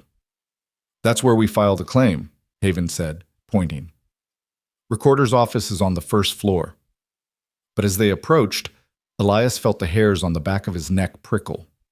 Something was wrong. Too many men lounging around the courthouse steps, trying too hard to look casual, too many eyes tracking their approach. "We've got company," he murmured. "I see them? Hartley's men?" "Probably. Just keep moving, act natural. We've got every right to be here." They hitched their horses and walked up the courthouse steps. The lounging men watched them pass but didn't interfere. Not yet. Inside, the building was cooler, with high ceilings and the musty smell of old papers and furniture oil. A clerk sat behind a desk, a nervous-looking man in his 40s with ink-stained fingers and the harried expression of someone caught between competing pressures. "Help you?" he asked, though his tone suggested he already knew exactly why they were there. "I'm Haven Locke.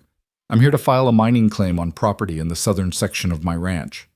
Haven's voice was clear and confident, pitched to carry. Several other people in the office looked up with interest. The clerk's expression grew even more uncomfortable. "I see. Well, you'll need to fill out the proper forms, and there's a filing fee, and then the claim has to be surveyed and verified before—" "I'm aware of the process," Haven interrupted smoothly. "My father filed several claims in this office over the years. I have the survey coordinates here, along with samples of the ore." She produced a small leather bag from her satchel and set it on the desk with a heavy thunk. The clerk opened the bag and his eyes widened slightly at the silver-laced ore inside. "This is quite rich." "Yes, it is, which is why I want the claim filed today, with proper witnesses and documentation." Haven looked around the office pointedly. "I'm sure everyone here can attest that I followed all legal procedures." It was a smart move, Elias realized. By making the filing public and engaging witnesses, she was creating a record that would be harder for Hartley to erase or dispute. The clerk seemed to realize it too, and his discomfort increased. "Miss Locke, perhaps you should reconsider. Mining claims can be, complicated. There are existing operations in that area that might have prior rights, and legal challenges can be expensive and time-consuming. Are you refusing to accept my filing?" Haven's voice cut like a knife. "No, Then please provide the necessary forms. Unless there's some legal reason you can't, in which case I'd like to speak with your supervisor." The clerk swallowed hard, clearly caught between Hartley's pressure and the law's requirements. Finally, he pulled out a sheaf of forms and slid them across the desk. "Fill these out, all of them, and the filing fee is $5. Haven began filling out the forms with steady, precise handwriting while Elias stood watch, his hand never far from his gun. He could see more of Hartley's men gathering outside through the windows, and his unease grew. They were letting Haven file the claim, which meant Hartley had another play planned. "Done," Haven said, signing the last form with a flourish. She counted out $5 and placed them on the desk. "I'd like a receipt, please, and a stamped copy of the claim for my records." The clerk processed the paperwork with obvious reluctance, stamping each page as if it physically pained him. When he finally handed Haven her copies, his hand was shaking slightly. "The claim is filed, but Miss Locke, I really must advise you." "Your advice is noted and declined," Haven said crisply. She turned to the other people in the office, a lawyer, 2 clerks, a woman waiting to file some other paperwork. "You all witnessed this filing, correct? Miss Haven Locke filed a mining claim on property legally owned by the Locke Ranch, following all proper procedures." They nodded, some reluctantly, but they nodded. More witnesses, more protection. Haven was playing this perfectly. They left the courthouse and started back toward their horses. The men on the steps had multiplied. Now there were at least a dozen, and Brennan stood among them, his cold smile firmly in place. "Miss Locke," he said, stepping into their path, "congratulations on your filing, though I'm afraid it won't do you much good." "And why is that, Mr. Brennan?" "Because Mr. Hartley filed his own claim on that same property 3 days ago. Prior claim takes precedence, as I'm sure you know. Your filing is meaningless."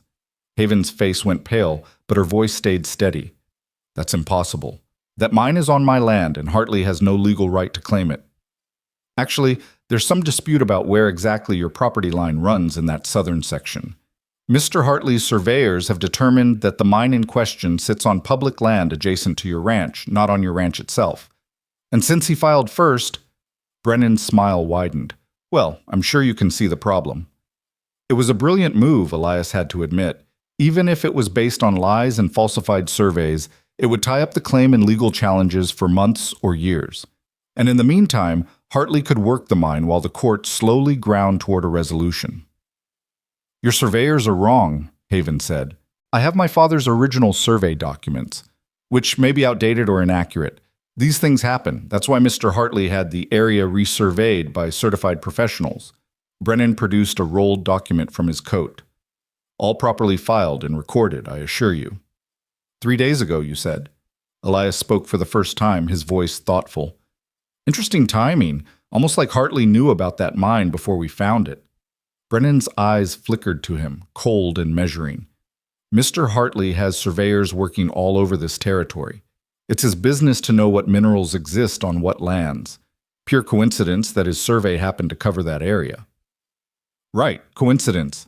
Elias smiled without humor. "Like it was coincidence that your men were waiting at that mine yesterday to ambush us when we discovered it?" The smile slipped from Brennan's face. "I don't know what you're talking about."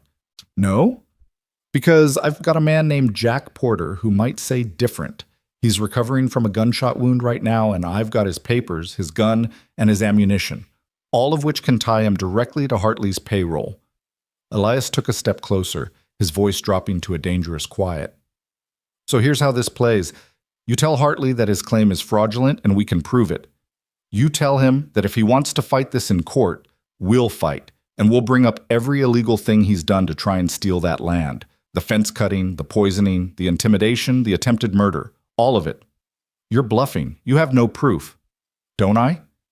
I've been a lawman in 3 territories, Brennan. I know how to build a case. And I've got witnesses, evidence, and a dead man's determination to see justice done." Elias's eyes were hard. "Your boss is rich and connected, but he's not invincible. Keep pushing, and we'll make this so public, so ugly, that even his bought officials won't be able to protect him." Brennan's hand moved toward his coat, and instantly Elias's hand was on his gun. Around them, Hartley's other men tensed, hands moving to weapons.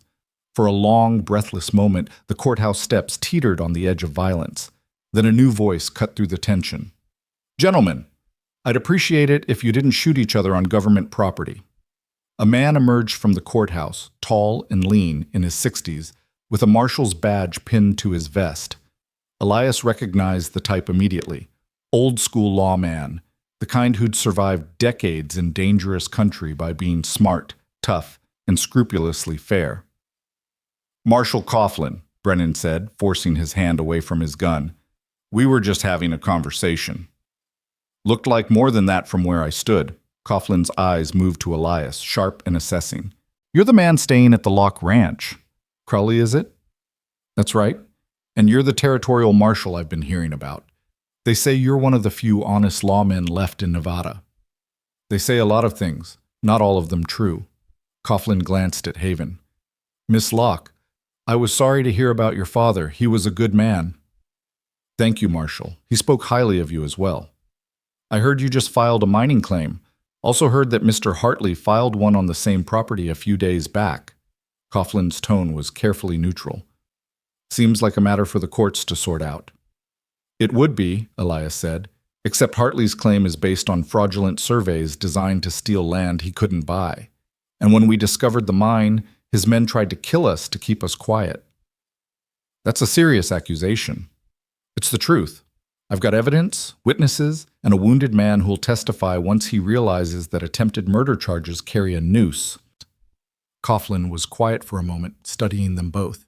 Then he said, "Mr. Brennan, I think you and your men should move along. This conversation's over." "The marshal doesn't have jurisdiction over civil disputes," Brennan started. "No, but I do have jurisdiction over public safety and preventing violence. And right now I'm seeing a situation that could turn ugly real fast, so I'm asking you nicely to disperse. Don't make me ask twice." Brennan's jaw tightened, but he nodded curtly. "We'll be going, but this isn't over, Crowley. Not by a long shot." He and his men withdrew, moving down the street toward a saloon, but their eyes never left Elias and Haven. After they were gone, Coughlin turned back to them. "Walk with me." They followed him down the street to a small restaurant, where he led them to a back table away from other patrons. After they'd ordered coffee, Coughlin leaned back in his chair and studied Elias with those sharp old eyes. "You said you've been a lawman." "Where?"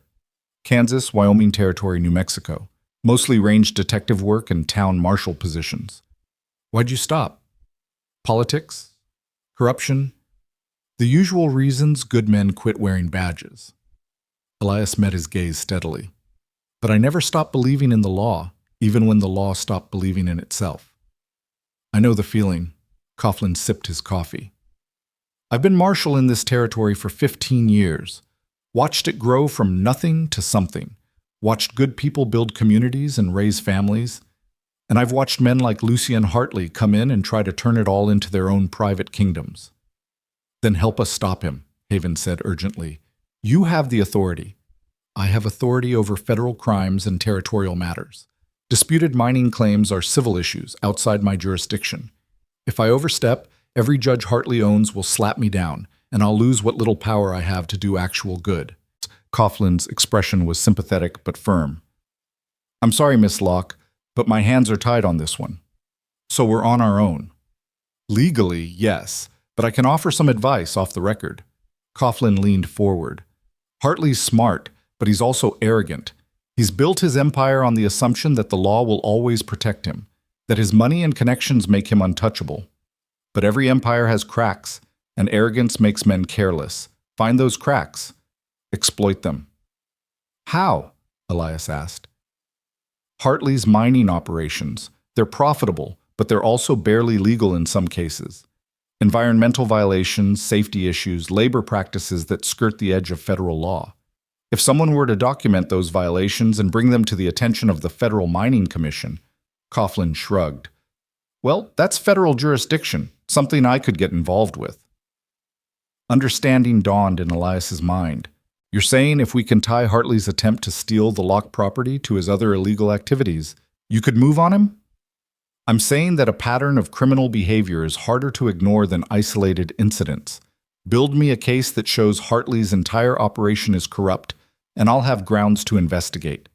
And once I start investigating, his bought officials can't stop me without revealing themselves as corrupt too." Coughlin finished his coffee. "But you'd need evidence. Real evidence, not just accusations." "Where would we find that evidence?" Haven asked. "Hartley's main mining office is here in town. He keeps records there, Payroll, equipment manifests, correspondence. If you could access those records, Coughlin stood. But of course, I'm not suggesting anything illegal. I'm just a tired old marshal having coffee with concerned citizens. He left money on the table and walked out, leaving Elias and Haven staring at each other. He's telling us to break into Hartley's office, Haven said quietly. That's how I heard it too. Elias's mind was already working, planning. It's a risk. If we're caught, Hartley could have us arrested for burglary, and all the sympathy we've built up disappears. But if we succeed, we could end this, really end it, not just delay the inevitable. Maybe. Or maybe we get caught and make everything worse. Elias studied her face. This is your call, Haven. It's your ranch, your life. I'll follow your lead. Haven was quiet for a long moment, staring into her coffee cup as if it held answers. Then she looked up, and her eyes were clear and determined. My father used to say that sometimes doing the right thing means breaking the rules. He never meant it like this, but I think he'd understand. We can't win playing by rules that Hartley's already bought and paid for. Then we do it tonight. Scout the office this afternoon, wait for full dark, and get in and out fast. What about the ranch? If something goes wrong, Mateo can hold the fort for one night, and if we succeed, the ranch won't need defending anymore. Elias reached across the table and took her hand. But Haven, you need to understand. If this goes bad, you could lose everything. The ranch, your freedom, maybe your life. Are you sure you want to risk that? Her hand tightened on his. I'm already risking everything just by standing up to Hartley. At least this way, we're taking the fight to him instead of just waiting for him to destroy us. She smiled, sad and brave. Besides, you'll be with me. That makes me feel like we might actually pull this off. They spent the afternoon casually exploring the town, memorizing layouts and routines while trying not to draw attention. Hartley's mining office occupied the ground floor of a 2-story building on the edge of the business district. Guards rotated shifts every 4 hours, and a clerk worked until 6 in the evening. After that, the building appeared empty until the morning. There's a back entrance, Elias noted as they walked past for the third time. Probably for deliveries. Lock looks old. I can pick it. When did you learn to pick locks? Range detective work. You'd be surprised what skills come in handy when you're investigating cattle theft and fraud. He steered them toward a general store. We'll need a few supplies. Dark clothes, a good lantern with a shade, something to carry documents in. They purchased what they needed with cash, avoiding questions by pretending to be outfitting for a camping trip. By the time evening fell, they were as ready as they could be. They ate dinner at a boarding house, then retired to the room they'd rented. Separate beds, proper and respectable, though the landlady still gave them a skeptical look. As darkness settled over the town and the streets emptied, they changed into their dark clothes and prepared to move. Scared? Elias asked as they waited for the town to fully quiet.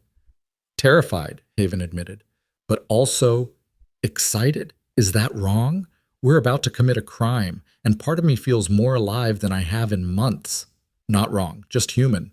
There's a reason outlaws keep being outlaws. The risk, the danger, it makes you feel real in a way normal life doesn't. Elias checked his gun, making sure it was loaded. But don't let that feeling make you careless. We're doing this because we have to, not because we want to. I know, but still... She smiled at him in the darkness. It feels good to be doing something instead of just reacting. They slipped out of the boarding house through a back window, moving through the dark streets like shadows. The moon was only a sliver, which helped conceal them, but made navigation harder. They reached Hartley's office without incident and crouched in the alley behind it, listening. No sounds from inside. No guards visible.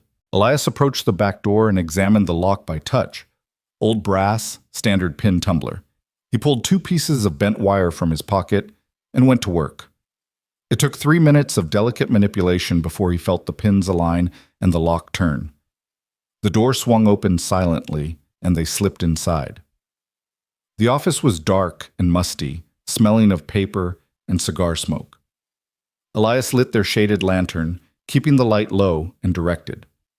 They were in a storage room with crates and filing cabinets lining the walls. Beyond it, a doorway led to the main office. "Start here," Elias whispered. Look for anything with payroll records, employee names, equipment purchases, anything that might show illegal activity. They worked quickly and quietly, rifling through drawers and cabinets with practiced efficiency. Haven found a ledger that detailed payments to various workers, including several names Elias recognized from the ambush. Porter was there, along with Brennan and a dozen others. "This is good," Elias said, photographing the relevant pages in his memory. "But we need more. We need evidence of environmental violations, safety issues." A sound from outside froze them both. Footsteps on the boardwalk, accompanied by voices. The voices were getting closer. "Check the office. Make sure everything's secure. Boss is paranoid after what happened today." Hartley's men, doing a security sweep. Elias grabbed Haven's arm and pulled her deeper into the office, looking for a place to hide. There, a large storage closet, half full of old ledgers and supplies. They squeezed inside and pulled the door almost shut, leaving just a crack to see through. The back door rattled as someone tested it, then swung open. 2 men entered, one carrying a lantern. They were armed and alert, clearly taking their job seriously. "Check the files," one said. "Make sure nothing's been disturbed." They moved through the storage room, and Elias felt Haven press against him in the confined space, her breathing quick and quiet. He put his arm around her shoulders, partly for comfort and partly to keep her still. Through the crack in the closet door, he watched the guards check the cabinets they'd just been searching. "Looks fine. Nothing out of place." "Good. Boss would have our hides if someone broke in here. There's too much sensitive information. What's he so worried about anyway? Lockwoman's not going to find anything that helps her." "Don't underestimate her, or that drifter she's got helping her. Brennan says the guy used to be law. Could be trouble." "What's Hartley planning to do about them?" "Same thing he always does. Make them an offer they can't refuse, and if they still refuse, make them disappear. Give it another week, and the Lock Ranch will be his." The casual way they discussed murder made Elias's blood run cold. These weren't just hired guns, they were murderers in waiting, and Haven was their target. The guards finished their inspection and left, locking the back door behind them. Elias and Haven waited in the closet for another 5 minutes, making sure they were really gone, before emerging. "You heard them," Haven whispered, her voice shaking. "A week. That's all the time we have." "Then we work faster. Come on, we need to finish this." They searched with renewed urgency, pulling out files and ledgers, looking for the smoking gun that would bring Hartley down. And finally, in a locked drawer that Elias had to pick open, they found it. A leather-bound journal, written in Hartley's own hand, detailing years of illegal activities. Bribes to officials, with names and amounts. Safety violations at his mines that had resulted in worker deaths, covered up with payoffs to families and doctors. Environmental damage to streams and land, poisoning water sources just like he'd done to Haven's ranch. And there, near the end, plans for acquiring the Lock property, including explicit instructions to remove obstacles by any means necessary. "This is it," Elias breathed. "This is everything we need. Coughlin can take this to the federal authorities, and Hartley's finished. We need to copy it. If we take the original, and he notices, no time to copy everything. We take the whole thing and get out now. He might not notice it's missing for days, and by then it'll be too late." They stuffed the journal into Haven's satchel, along with several other incriminating documents. Then they doused the lantern and moved toward the back door. Elias picked the lock from the inside, easing the door open. The alley was empty. They slipped out and he relocked the door behind them, hoping to buy a few more hours before the theft was discovered. They'd made it halfway down the alley when a voice stopped them cold. "Well, well, what do we have here?" Brennan stepped out of the shadows at the alley's mouth, flanked by 4 armed men. His gun was already drawn, pointed directly at Elias's chest. "Breaking and entering, theft, conspiracy, that's a lot of charges, Miss Locke. Mr. Hartley's going to be very disappointed in you." Elias's mind raced, calculating angles and odds. 5 men, all armed, against him and Haven. She had her pistol, but she'd never even drawn it before. Fighting would get them both killed. "How did you know?" Haven asked, her voice admirably steady. "We didn't. But after your little performance at the courthouse, Mr. Hartley figured you might try something desperate. So I've had men watching his offices all day, rotating positions to stay inconspicuous." Brennan smiled that cold smile. You walked right into our trap. You can't prove we took anything, Elias said. Don't need to prove it. Just need to hold you long enough for the sheriff to arrive, search you, and find Mr. Hartley's property in your possession. Brennan gestured with his gun. Now, both of you drop your weapons, slowly. Elias's hand moved toward his gun, but not to drop it. He was calculating, planning, looking for any opening. If he could draw fast enough, take out Brennan first, create enough confusion for Haven to run. Don't even think about it, Crowley, Brennan warned. You might get me, might even get one of my men, but the others will gun you down, and then Miss Locke. Is that really how you want this to end? He was right, damn him. Elias couldn't see a way out that didn't end with Haven dead. His hand stopped, hovering near his gun. That's better, now drop! The shot came from behind Brennan, so unexpected that everyone froze for a critical second. One of Brennan's men dropped, clutching his shoulder. Then more shots, a fusillade of gunfire from the rooftops and windows surrounding the alley. Federal Marshal, drop your weapons! It was Coughlin's voice, backed by at least half a dozen deputies. Brennan and his men found themselves caught in a crossfire, surrounded by lawmen with rifles. Drop them now, or I drop you, Coughlin called. For a moment, Brennan looked like he might fight anyway, desperation and rage warring in his expression. Then slowly, he lowered his gun and let it fall. His men followed suit. Deputies swarmed into the alley, securing Brennan and his men while Coughlin approached Elias and Haven. The old marshal's face was grim. You two are damned lucky I decided to keep an eye on you tonight. Another 10 seconds, and this would have ended very differently. How did you know? Haven started. Because I've been doing this job long enough to recognize people who are about to do something reckless and stupid. Coughlin held out his hand. Whatever you took from that office, give it to me now. Make it official evidence instead of stolen property. Elias and Haven exchanged glances. Then Haven pulled the journal and documents from her satchel and handed them over. Coughlin flipped through the journal, his expression growing darker with each page. Sweet Jesus, he muttered. Hartley documented everything. The man's either incredibly stupid or incredibly arrogant. Can you use it? Elias asked. Use it? This is enough to hang him twice over. Bribery of federal officials, illegal mining practices, conspiracy to commit murder. Coughlin closed the journal with a snap. I'll have federal warrants issued by tomorrow morning. Hartley won't know what hit him. He'll run, Brennan said from where the deputies held him. Soon as he hears about this, he'll disappear. He's got resources, connections. Then I'd better move fast. Coughlin turned to his deputies. Take these men to the territorial jail. Charges are conspiracy to commit murder, attempted murder, and about a dozen other things I'll think of on the way. And send word to every telegraph office in Nevada. Nobody named Lucian Hartley gets on a train or a stage without me knowing about it. As the deputies hauled Brennan and his men away, Coughlin turned back to Elias and Haven. You two get out of town, tonight. Go back to your ranch and stay there. When I move on Hartley, things are going to get ugly, and I don't want you anywhere near it. But, Haven started. That's not a request, Miss Locke. You've done your part. Now let the law do its job. His expression softened slightly. You've got courage, I'll give you that. Your father would be proud. But courage without sense gets people killed. Go home. Protect your people, and trust that justice, slow as it is, will catch up to Hartley eventually. They didn't argue. Within the hour, they were riding out of town, the journal and documents safely in Marshal Coughlin's custody. Behind them, the county seat was alive with activity, deputies mobilizing, telegraph wires humming, the machinery of federal law grinding into motion. The ride back to the ranch was long and quiet, both of them processing what had happened. They'd gone from hunted to hunters, from desperate to hopeful, all in the space of a few hours.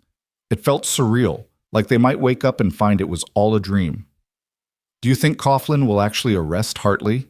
Haven asked as they rode through the pre-dawn darkness. I think he'll try. Whether he succeeds depends on how fast Hartley moves and how deep his corruption goes. Elias looked at her. But we've given Coughlin the tools he needs. The rest is out of our hands. I don't like things being out of my hands. I know, but sometimes you have to trust other people to do their jobs. Coughlin's a good lawman. He'll do right by us. They reached the ranch just as the sun was breaking over the horizon, painting the desert in those familiar shades of pink and gold. Mateo was waiting in the yard, and the relief on his face when he saw them was palpable. "Thank God," he said. "When you didn't come back last night, I thought—" "It's a long story," Haven said, dismounting stiffly. "But the short version is, we found evidence of Hartley's crimes. The federal marshal has it now, and warrants are being issued. It might actually be over." "Might be?" "Hartley's still free, and he's dangerous. Until Coughlin arrests him, we stay on guard." Elias climbed down from his horse, every muscle aching. "But for the first time since I got here, I think we're going to win this." The next 2 days were tense and strange. They went about the ranch work, maintaining the heightened security Mateo had implemented, but there was an undercurrent of hope now that hadn't existed before. News filtered in through travelers and the occasional rider. Hartley's office had been raided, his records seized, his men arrested by the dozen. The man himself had vanished, some said to California, others to Mexico. But on the third day, Marshal Coughlin himself rode up to the ranch, and the expression on his face told them everything before he even spoke. "We got him," he said simply. "Arrested him trying to board a train in Carson City. He's in custody now, awaiting federal trial." The relief that washed over Haven nearly brought her to her knees. Elias steadied her with a hand on her arm, and she gripped it hard enough to hurt. "It's really over?" she asked, voice shaking. "The immediate threat is over. There'll be a trial, and Hartley's got lawyers who'll drag it out as long as possible. But with the evidence in that journal, conviction is almost certain. He's going to prison for a long time, Miss Locke, and his mining empire is being broken up and sold to pay restitution to the people he hurt." Coughlin smiled, tired but satisfied. "Your ranch is safe. You're safe." After Coughlin left, Haven walked out to the porch and just stood there, staring at her land as if seeing it for the first time. Elias followed and stood beside her, not touching, just being present. "I can't believe it," she said finally. "All these months of being afraid, of wondering if every day would be the last, and now it's just over. What do I do now?" "You live," Elias said simply. "You run your ranch, you take care of your people, you build the life your father wanted for you. That's what you do." Haven turned to look at him, and there were tears in her eyes. "We couldn't have done this without you. You know that, right? If you hadn't been here, if you hadn't helped, you would have found another way. You're stronger than you think, Haven Locke." "Maybe, but I'm glad I didn't have to find out." She took his hand, lacing their fingers together. "So what about you? What do you do now?" It was the question Elias had been avoiding, the one he knew was coming but wasn't ready to answer. Because the answer was simple and terrible. He'd promised himself he'd leave when this was over. He'd told her from the beginning he wasn't looking for a home, that he was just helping because it was the right thing to do. But standing there on that porch, her hand in his, looking out at the land they'd fought for together, leaving felt impossible. "I don't know," he admitted. "For the first time in a long time, I honestly don't know." Haven squeezed his hand, and when she smiled, it was sad and hopeful all at once. "Well, when you figure it out, let me know, because the offer still stands. The ranch could use a good hand, and you're the best I've ever seen." "Haven, I'm not asking for forever, Elias. I'm just asking you to think about it. To consider that maybe you've been running for so long, you've forgotten what it's like to stand still." She released his hand and turned to go back inside. "Whatever you decide, do it for the right reasons. Not because you're afraid, and not because you think you owe me something, but because it's what you actually want." She left him there, and Elias stood alone on the porch as the sun climbed higher, wrestling with the hardest decision he'd faced in years: stay or go, build something or keep drifting, risk his heart or protect it. The choice should have been easy. He'd been making the same choice his whole adult life: move on, don't get attached, don't let anyone get close enough to hurt you. But this time the choice felt different. This time, leaving would hurt just as much as staying. And for the first time, Elias Crowley allowed himself to wonder if maybe, just maybe, he'd finally found something worth the risk. 3 days passed in a strange kind of peace that Elias didn't quite know how to navigate. The ranch settled back into its rhythms: cattle to tend, fences to mend, the endless cycle of work that defined life in the desert. But everything felt different now, lighter somehow, as if a weight that had been pressing down on all of them had finally lifted. Mateo smiled more. Martha hummed while she cooked. Even Caleb seemed less suspicious, treating Elias with something approaching friendship. They'd fought together, bled together, and that created bonds that couldn't be easily broken.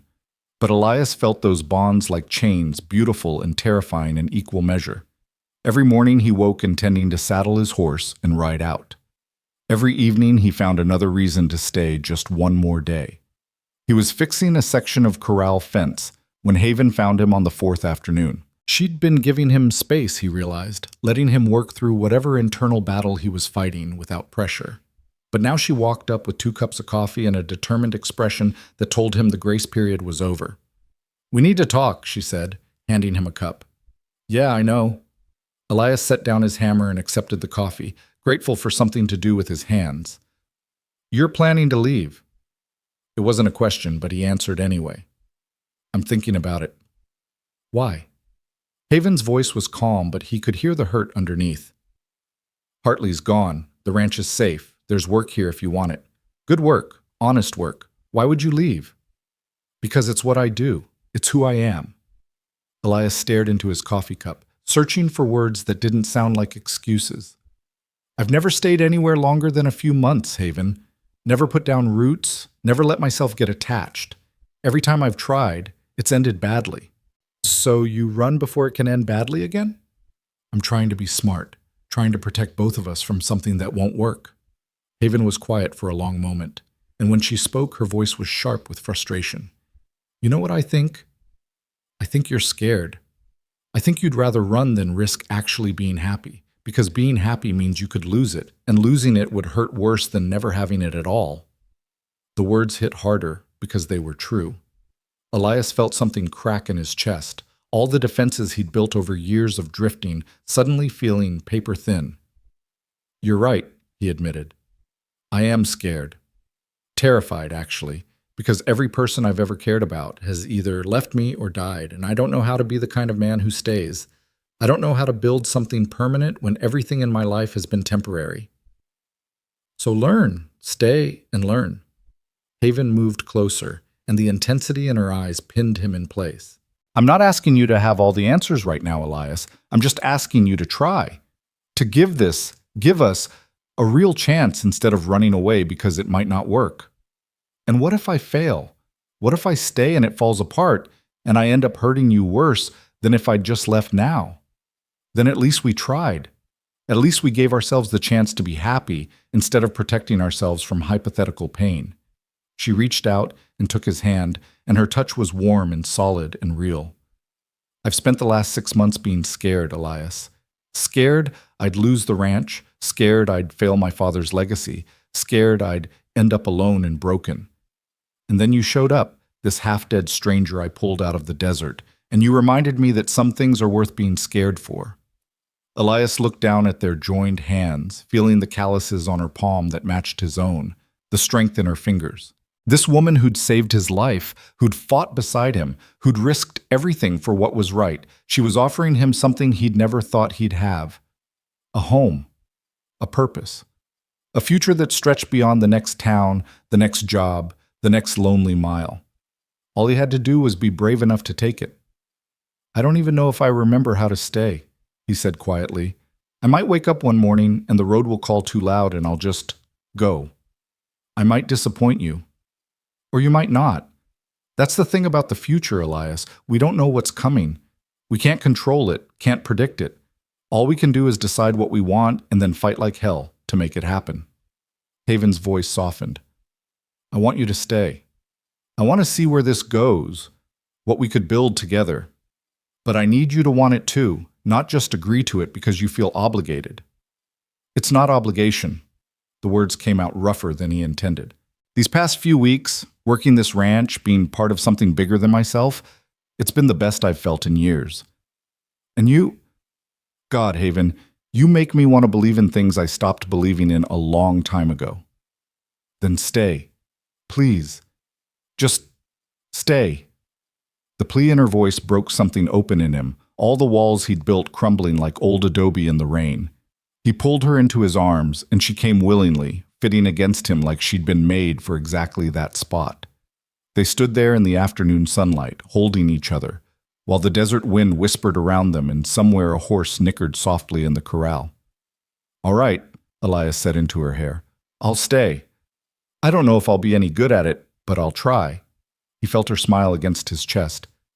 "That's all I'm asking for. Just try." When they pulled apart, both of them were smiling, tentative and hopeful. Haven reached up and touched his face, her fingers tracing the scar on his jaw that he'd gotten in some bar fight years ago. "We should probably tell the others," she said, "before they place bets on whether you're going to run off in the middle of the night." "They're betting on that?" "Pete and Carlos have money on you leaving by the end of the week. Mateo's giving you another month. Martha says you'll stay forever, but she's a romantic." Haven grinned. "I didn't bet. Seemed like bad luck." "Smart woman." Elias caught her hand and pressed a kiss to her palm, a gesture that felt both natural and terrifying in its intimacy. "Let's tell them at dinner. Make it official." That evening, they gathered in the main house for one of Martha's legendary meals: roasted chicken, fresh bread, vegetables from the garden she'd coaxed into existence despite the harsh climate. Everyone sensed something was different, the way people do when the air carries change like static before a storm. Mateo was the first to speak, studying them with those sharp old eyes. "You two look like you've come to some kind of understanding." "We have," Haven said, and Elias heard the happiness in her voice, bright and unguarded. "Elias has agreed to stay on permanently, as foreman, if he'll accept the position." The silence that followed was heavy with surprise and something else. Hope, maybe, or relief. Then Martha let out a whoop of joy that made everyone jump. "I knew it! Carlos, you owe me $5. I told you he'd stay." "The bet was whether he'd stay forever, not whether he'd stay now," Carlos protested, but he was smiling as he pulled out a worn leather wallet. "Still, I'm happy to lose this one." Mateo stood and extended his hand to Elias, his expression serious but warm. "You've earned this, Crowley. You fought for this place like it was your own, and as far as I'm concerned, that makes you family. I'll be proud to work alongside you." The word family hit Elias harder than he expected, emotion tightening his throat.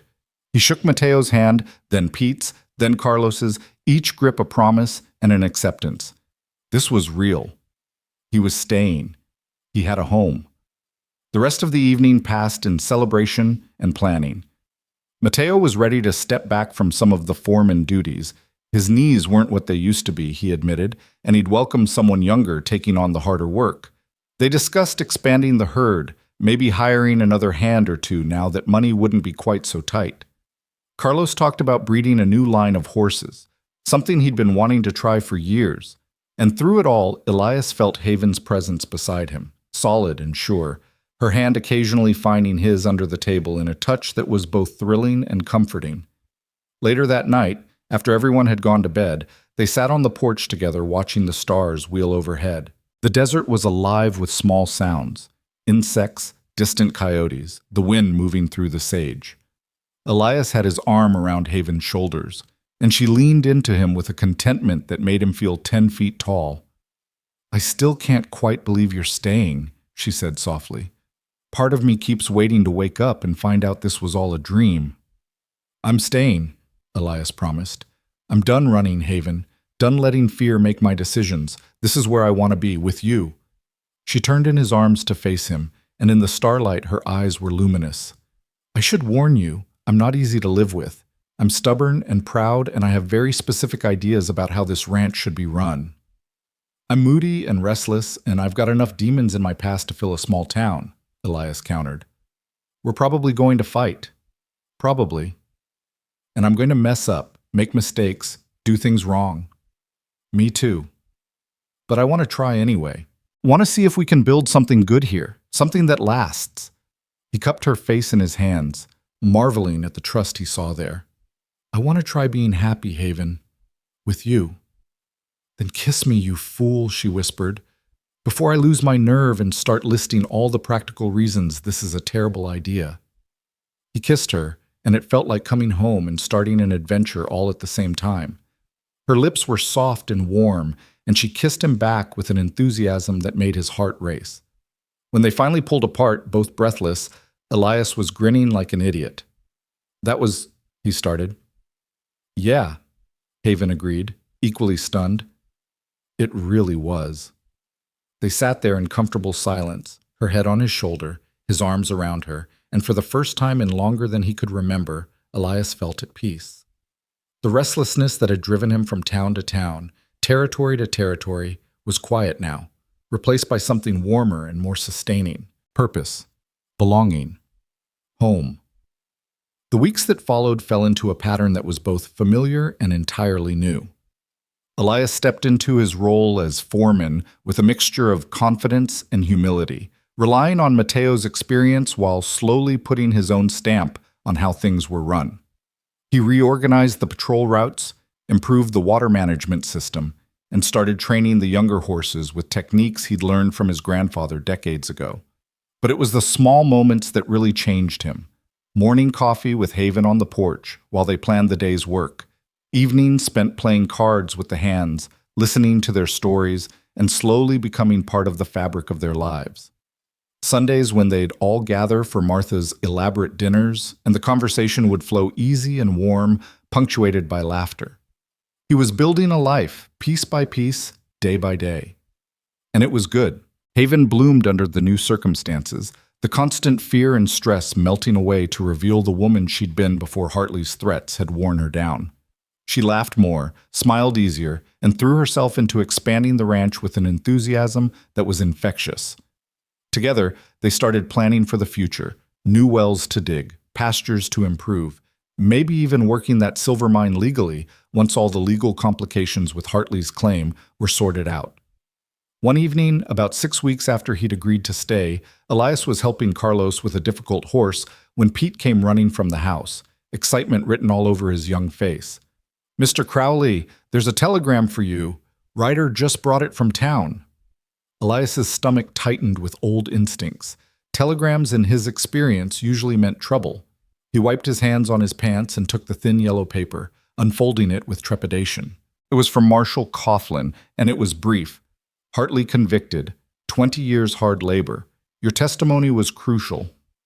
Thank you for your service. Position open if you want it. Coughlin." Elias read it twice, processing. Hartley was convicted, really and truly finished. The threat was over, permanently, and Coughlin was offering him a job, probably as a deputy marshal, the kind of position Elias had once dreamed of holding. The old him would have jumped at the chance. Federal marshal's deputy, working under a good man, doing important work. It was everything he'd wanted before politics and corruption had soured him on the badge.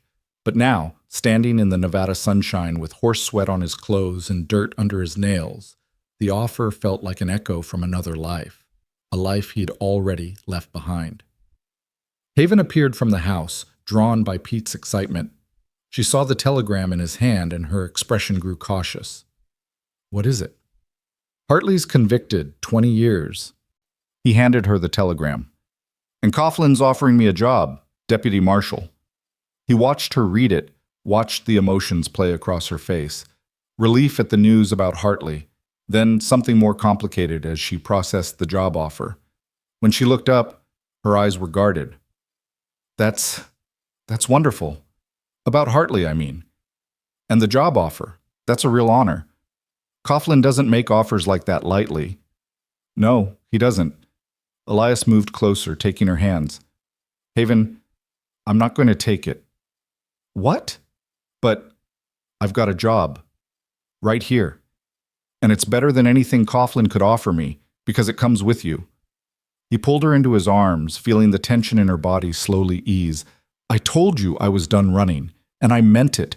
My place is here, with you, on this ranch." Haven's eyes were bright with tears she was trying not to shed. "Are you sure?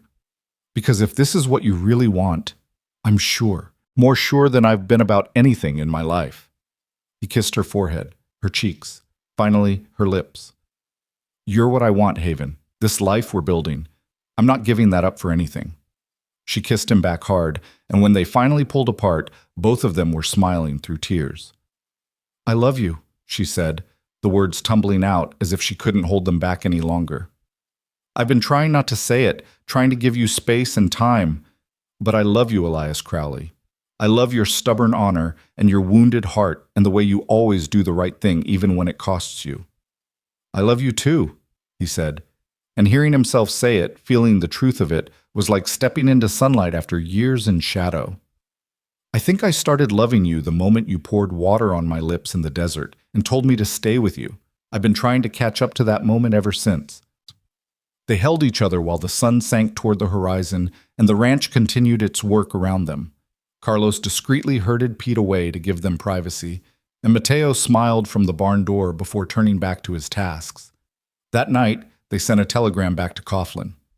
Grateful for the offer, but I found my place. Good luck. Crowley. The response came the next day, brief and warm. Congratulations on your retirement, Deputy. May it be long and happy. Coughlin. Summer turned to fall, and the desert transformed in subtle ways, the brutal heat mellowing to warmth, the light taking on that golden quality that made everything look painted. The cattle fattened on the last of the good grass before winter. The horses grew their winter coats, and Elias settled deeper into his new life, feeling the restlessness that had defined him for so long fade to nothing. He and Haven fell into a relationship that was both passionate and practical, built on mutual respect and shared purpose as much as attraction. They worked side by side during the day and spent evenings planning, dreaming, building toward a future that felt solid and real. But there was one conversation they kept dancing around, both of them aware of it, but neither quite ready to initiate. Finally, on a cool October evening, as they sat on the porch watching the first stars appear, Haven took a deep breath and dove in. Elias, where do you see this going? Us, I mean. He'd been expecting the question, had been thinking about it for weeks. I see it going wherever you want it to go. I'm not going anywhere, if that's what you're asking. That's not quite what I'm asking. She turned to face him, her expression serious. I'm 30 years old, Elias. I've spent the last 6 months fighting just to survive, and before that I spent years taking care of my father as he slowly gave up on life. I don't have time to waste on something that's not going anywhere. What do you want from me, Haven? Just say it plain. I want to know if you're interested in marriage, in building a real future together, not just working together and sharing a bed when it's convenient. I want to know if you can see yourself being my husband, being a father to the children I'd like to have someday. Her voice was steady, but he could hear the vulnerability underneath. Because if you can't, I need to know now, before I fall any deeper. Elias looked at her, this strong, brave, beautiful woman who'd saved his life in more ways than one, and felt certainty settle over him like a warm blanket. I can see it, he said. All of it. Marriage, kids, growing old together on this ranch. I want all of that with you, Haven. I've just been waiting for the right moment to ask. Ask what? He stood and pulled her to her feet, then dropped to one knee right there on the porch where they'd had so many conversations, where they'd planned and dreamed and fallen in love. Haven Locke, you are the bravest, most stubborn, most wonderful woman I've ever known. You saved my life when I was dying in the desert, and you've been saving it every day since. I love you more than I thought I could love anything, and I want to spend the rest of my life proving that to you. He reached into his pocket and pulled out the ring he'd been carrying for 2 weeks, waiting for courage. It was simple. A gold band with a small diamond that had cost him most of his savings, but it was honest and real, like everything between them. Will you marry me? Haven's hands flew to her mouth and tears spilled down her cheeks. You had a ring. You've been carrying a ring. Bought it in town 3 weeks ago. Been waiting for the right moment, but I guess you got tired of waiting for me to find my nerve. You beautiful fool. She dropped to her knees in front of him and kissed him hard. Yes, I'll marry you. I'll marry you tomorrow if we can find a preacher. Tomorrow might be rushing it, Elias said, laughing. But soon, as soon as we can make it happen. They kissed again, and somewhere in the house they heard a cheer. Martha, probably, who had a habit of eavesdropping on important moments. Within minutes, the whole household had gathered on the porch, congratulating them with hugs and backslaps and tears. Mateo shook Elias's hand with a grip that conveyed approval and warning in equal measure. You take care of her, you hear? She's the best thing in all our lives. I know, I will, I promise. Carlos produced a bottle of whiskey he'd been saving for a special occasion, and they passed it around while Martha cried happy tears and started planning a wedding feast. Pete wanted to know if he could be a groomsman, and Caleb offered to help build furniture for when they started having babies. And through it all, Haven stood at Elias's side with her hand in his, the simple gold ring catching the lamplight, both of them grinning like idiots who couldn't quite believe their luck. They were married 6 weeks later in a simple ceremony at the ranch, with Marshall Coughlin riding out to serve as a witness, and Carlos's cousin, who happened to be a circuit preacher, officiating. Haven wore her mother's wedding dress, carefully preserved all these years, and looked so beautiful that Elias forgot how to breathe when he saw her. The ceremony was short and sweet, the traditional vows exchanged with voices that only shook a little. When the preacher pronounced them husband and wife and told Elias he could kiss his bride, the cheer that went up from the assembled guests, ranch hands, neighbors, friends from town, was loud enough to spook the horses in the corral. The party that followed lasted well into the night, with music and dancing and more food than seemed possible. Elias danced with his new wife under the stars, holding her close while the fiddle played and their friends celebrated around them. "Happy?" Haven asked, her head on his shoulder. "Happier than I knew I could be," Elias admitted. "I keep thinking I'm going to wake up and find out this is all a dream." "Not a dream, just life. Our life." She pulled back to look at him, and her smile was radiant. "We did it, Elias. We built something real." "Yeah, we did." He kissed her softly, not caring that everyone was watching. "And we're just getting started." The months that followed were busy and full, the ranch demanding constant attention as they expanded operations and started working the silver mine properly. The mine turned out to be even richer than they'd hoped, and the income from it allowed them to hire more hands, buy better equipment, and make improvements they'd only dreamed of before. But more than the prosperity, more than the success of the ranch, it was the small daily moments that made Elias grateful he'd stayed. Waking up next to Haven every morning, working side by side in the honest labor that made muscles ache and hearts full, evenings spent with their extended ranch family, sharing meals and stories and laughter. He'd spent so many years alone, so many years running, that he'd forgotten what it felt like to belong, to be part of something bigger than himself, to have people who depended on him and people he could depend on in return. Winter came, unusually harsh that year, with snow that actually stuck to the ground for days at a time. They lost a few head of cattle to the cold, but nothing catastrophic. The hands grumbled about the weather, but secretly seemed to enjoy having an excuse to spend more time indoors, playing cards and telling stories around the fire. And on a particularly cold January morning, Haven woke Elias with news that would change everything again. "I'm pregnant," she said simply, her hand on her still flat stomach and wonder in her eyes. Elias sat up so fast he nearly fell out of bed. We're going to have a baby. Around August, the doctor thinks." She was smiling through tears, and when he pulled her into his arms, she laughed shakily. "I know we said we'd wait a year or two, but apparently our baby had other ideas." "A baby." Elias pressed his hand over hers on her stomach, marveling. "Our baby. Are you happy? I know this is fast and we're still getting settled and the ranch needs so much work." "I'm ecstatic. Terrified, but ecstatic." He kissed her deeply, tasting salt from her tears. "A baby. God, Haven. We're going to be parents. Good parents, I hope. Though I have no idea what I'm doing." "Neither do I. But we'll figure it out together, same as everything else." Elias pulled her back down onto the bed, holding her close. "We're going to be a family, a real family." They told the others at breakfast, and the celebration rivaled their wedding. Martha immediately started planning nursery furniture and baby clothes. Carlos offered to build a cradle, same as he'd built for his own children. Mateo got misty-eyed and had to excuse himself, overcome with emotion at the thought of new life coming to the ranch he'd helped build. The pregnancy progressed smoothly through winter and into spring. Haven bloomed with it, her joy and health making her even more beautiful despite the discomforts. Elias found himself constantly worried, checking on her, making sure she wasn't working too hard, driving her slightly crazy with his overprotectiveness. "I'm pregnant, not made of glass," she told him after he'd insisted on carrying a bucket that she'd been carrying just fine for months. "Women have been doing this since the beginning of time. I'm not going to break." "I know, I can't lose you, Haven. You and this baby, you're everything to me now." Her expression softened, and she took his hand and placed it on her swollen belly. "Feel that? That's your son or daughter kicking, strong and healthy and ready to join our crazy life. We're all going to be fine, Elias. Stop worrying." He tried, but worry was a hard habit to break for a man who'd lost so much.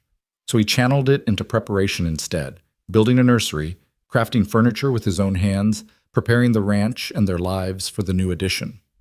Summer came fierce and hot, and Haven grew large and uncomfortable, but refused to slow down until Elias and Martha practically forced her to rest. She spent the last few weeks of her pregnancy on the porch, directing operations from her rocking chair with the imperious air of a general commanding troops. "I feel useless," she complained one afternoon in late July. "You're growing our child," Elias reminded her, bringing her cool water. "That's the opposite of useless. I'm fat and hot, and my feet are swollen, and I can't remember the last time I saw my own toes." But she was smiling as she said it, one hand rubbing her belly in the unconscious gesture he'd come to love. "I'll be glad when this baby decides to make an appearance. Doctor said any day now." "The doctor's been saying that for 2 weeks." Haven shifted uncomfortably. "I swear this child is as stubborn as—" She stopped, her eyes going wide. "Oh. Oh? Oh, what? Haven, what's wrong?" "Nothing's wrong. I think my water just broke." She looked up at him, excitement and fear warring in her expression. "Elias, it's time." The next 12 hours were the longest and most terrifying of Elias's life. Martha and the doctor they'd had staying at the ranch for the past week took over, banishing him from the bedroom where Haven labored. He paced in the parlor, wearing a track in the floor, while the sounds from upstairs made his heart clench with worry. Mateo sat with him, offering whiskey and quiet reassurance. "Women are stronger than we give them credit for. Miss Haven most of all. She'll be fine." "How can you be sure?" "Because she's a lock, and locks don't give up. Not on anything, especially not on bringing life into this world." Mateo poured them both another drink. "Your job now is to trust her and wait, neither of which you're very good at, but you'll manage." As the sun set and rose again, painting the sky in shades of fire, a new sound joined the symphony from upstairs, the thin, outraged wail of a newborn baby. Elias was on his feet and moving before he realized it, taking the stairs 2 at a time. Martha met him at the bedroom door, her face exhausted but glowing. "You have a daughter," she said simply. "A beautiful, perfect daughter, and Haven's asking for you." He pushed past her into the room, and there was Haven, tired and sweaty, and more beautiful than he'd ever seen her, holding a tiny bundle wrapped in a white blanket. She looked up when he entered, and her smile could have lit the entire desert. "Come meet your daughter," she said softly. Elias approached the bed like he was walking on holy ground, his heart so full it hurt. Haven shifted the bundle so he could see the tiny face, red and wrinkled and absolutely perfect, with a shock of dark hair and eyes that were trying to focus on this new, overwhelming world. "She's—" Words failed him completely. "She's ours." Haven placed the baby in his arms, guiding him on how to support the head, and Elias looked down at his daughter and felt his entire world shift and realign around this tiny person. "I was thinking we could name her Sarah, after my mother. Sarah Rose Crowley. It's perfect. She's perfect." He couldn't stop staring, couldn't believe that he, a drifter, a man who'd spent decades running from connection, was now holding his own child. "Hello, Sarah. I'm your father, and I promise you right now that I'm going to spend every day of the rest of my life making sure you know how loved you are." The baby made a small sound, her tiny hand waving, and when Elias offered his finger, she gripped it with surprising strength. That grip went straight to his heart, a bond forming in that instant that he knew would never break. Haven watched them with tears streaming down her face, happy tears this time. "Look at you, natural father already. I'm terrified I'm going to break her." "You won't. You're going to be wonderful." She reached out and took his free hand. "We both are. Together." Together. It was a word that had once terrified him, representing commitment and vulnerability and all the things he'd spent his life avoiding.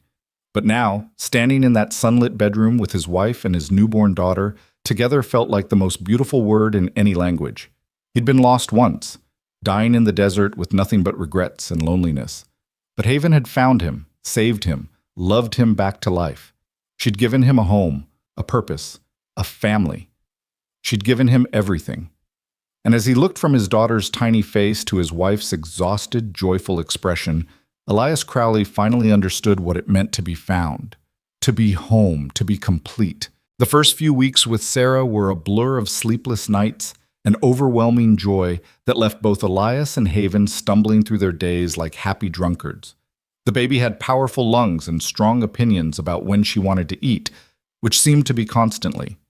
But every time Elias held her tiny body against his chest, felt her heartbeat fluttering like a bird's wing, he marveled that something so small could contain so much love. Martha became an invaluable presence, teaching them both how to swaddle and burp and interpret the different types of cries. This one's hungry, this one's tired, and this one just wants attention, she'd explain patiently, while Sarah wailed her displeasure at some infant injustice. You'll learn the difference soon enough. And they did learn, though not without mistakes and moments of panic. The first time Sarah ran a slight fever, Elias rode to town at a gallop to fetch the doctor, only to be told it was normal teething. When she wouldn't stop crying one entire night, they discovered she just wanted to be held while someone walked in circles around the parlor, and Elias wore a path in the floor doing exactly that until dawn. But slowly, impossibly, they found their rhythm as parents. Haven would nurse Sarah, while Elias read to them both from whatever book was handy. He'd change diapers while singing the old trail songs his grandfather had taught him, making Haven laugh at his terrible voice. They'd take turns walking the floor at night, passing each other in the hallway with exhausted smiles and whispered encouragements. "We're doing all right, aren't we?" Haven asked one evening when Sarah had finally fallen asleep and they'd collapsed into bed, bone-tired but content. "Better than all right. We're doing great." Elias pulled her close, and she nestled against him with a sigh. "Though I'll never complain about a full night's sleep again." "Liar. You'll be complaining within a week of getting one." "Probably." He kissed the top of her head, breathing in the scent of her hair mixed with baby soap and the faint smell of milk that seemed to permeate everything now. "But I wouldn't trade this for anything, not for all the sleep in the world." As summer faded into fall, and Sarah grew from a helpless newborn into an infant who could smile and grab and make cooing sounds that melted everyone's hearts, the ranch continued to thrive. The silver mine was producing steady income, enough that they'd been able to hire 3 more hands and expand their cattle operation significantly. The herd had grown to over 800 head, making them one of the larger ranches in the territory. But success brought its own challenges. Other ranchers were starting to eye their water rights with interest, and there were rumors of a railroad spur being built that could either make their fortune or destroy their way of life, depending on where the tracks ended up. Elias found himself spending more time in town, attending meetings with other ranchers and business owners, navigating the political landscape that he'd once avoided.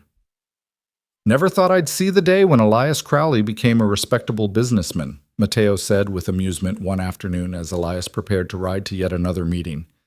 "Neither did I, but turns out having a wife and daughter makes a man care about things like property taxes and water rights legislation."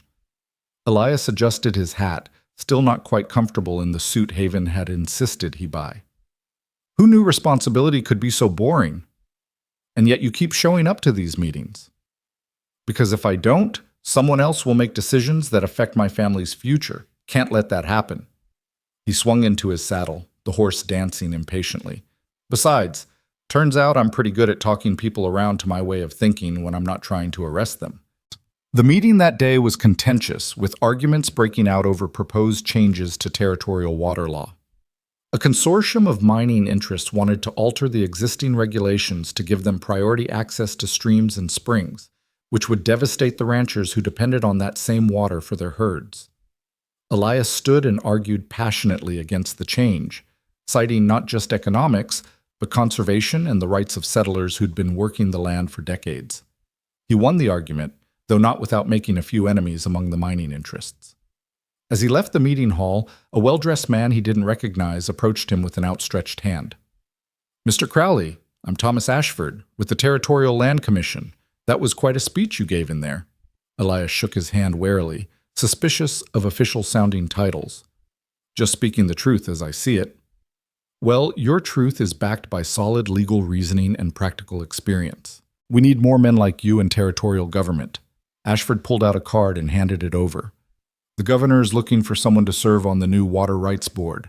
It's a paid position, and it would give you a real voice in shaping policy for the whole territory. Would you be interested? Elias stared at the card, feeling like he'd stepped into someone else's life. Him on a territorial board, making policy that would affect thousands of people? The old Elias would have laughed at the absurdity and ridden away. But the new Elias, the husband and father and ranch owner, saw the opportunity. Can I think about it? He asked. Of course. Talk it over with your wife, but don't take too long. The governor wants to make appointments by the end of the month. Ashford tipped his hat. I hope you'll accept, Mr. Crowley. The territory needs honest men in positions of influence. Elias rode home in a daze, turning the offer over in his mind. It meant more time away from the ranch, more politics and bureaucracy, and all the things he'd once despised about civilization. But it also meant protecting not just his own interests, but those of every small rancher and settler trying to build a life in this hard country. He found Haven on the porch with Sarah, who was now 5 months old and starting to babble in proto-language that her mother swore would be actual words any day now. Haven looked up as he dismounted, and her smile dimmed slightly when she saw his expression. What's wrong? Nothing's wrong exactly. He sat down heavily in the chair beside her. I got offered a position on the Territorial Water Rights Board. It's a government appointment, paid, but it would mean a lot of time in the capital and away from here. Haven was quiet for a moment, bouncing Sarah gently on her knee. The baby grabbed at her mother's hair, giggling. What do you want to do? I don't know.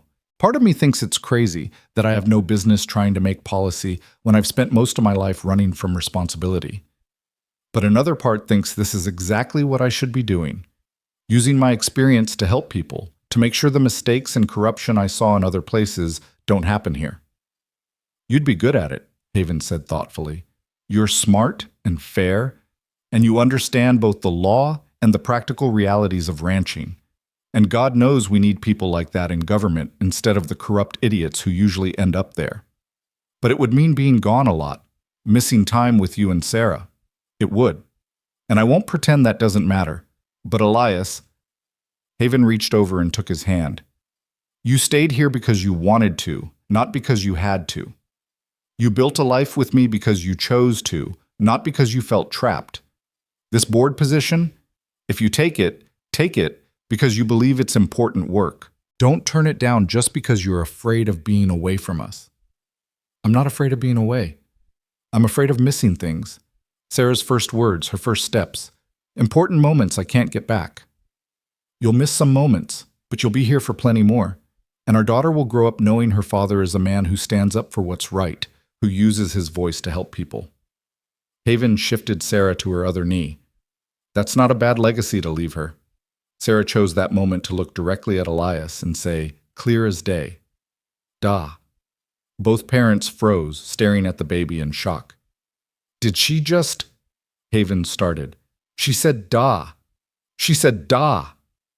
Elias scooped his daughter out of Haven's arms and lifted her high, making her squeal with delight.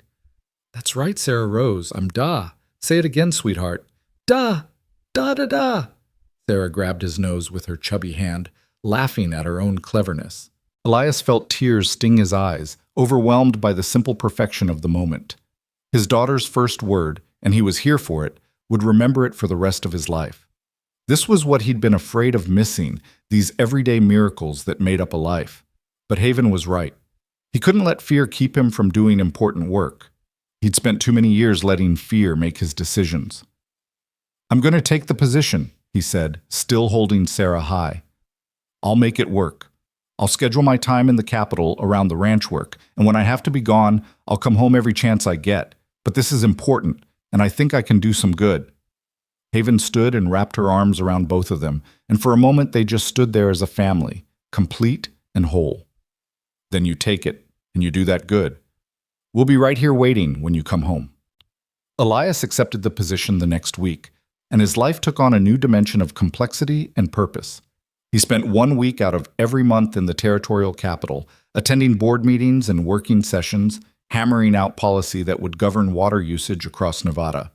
The work was tedious sometimes, infuriating others, but deeply satisfying in a way he hadn't anticipated.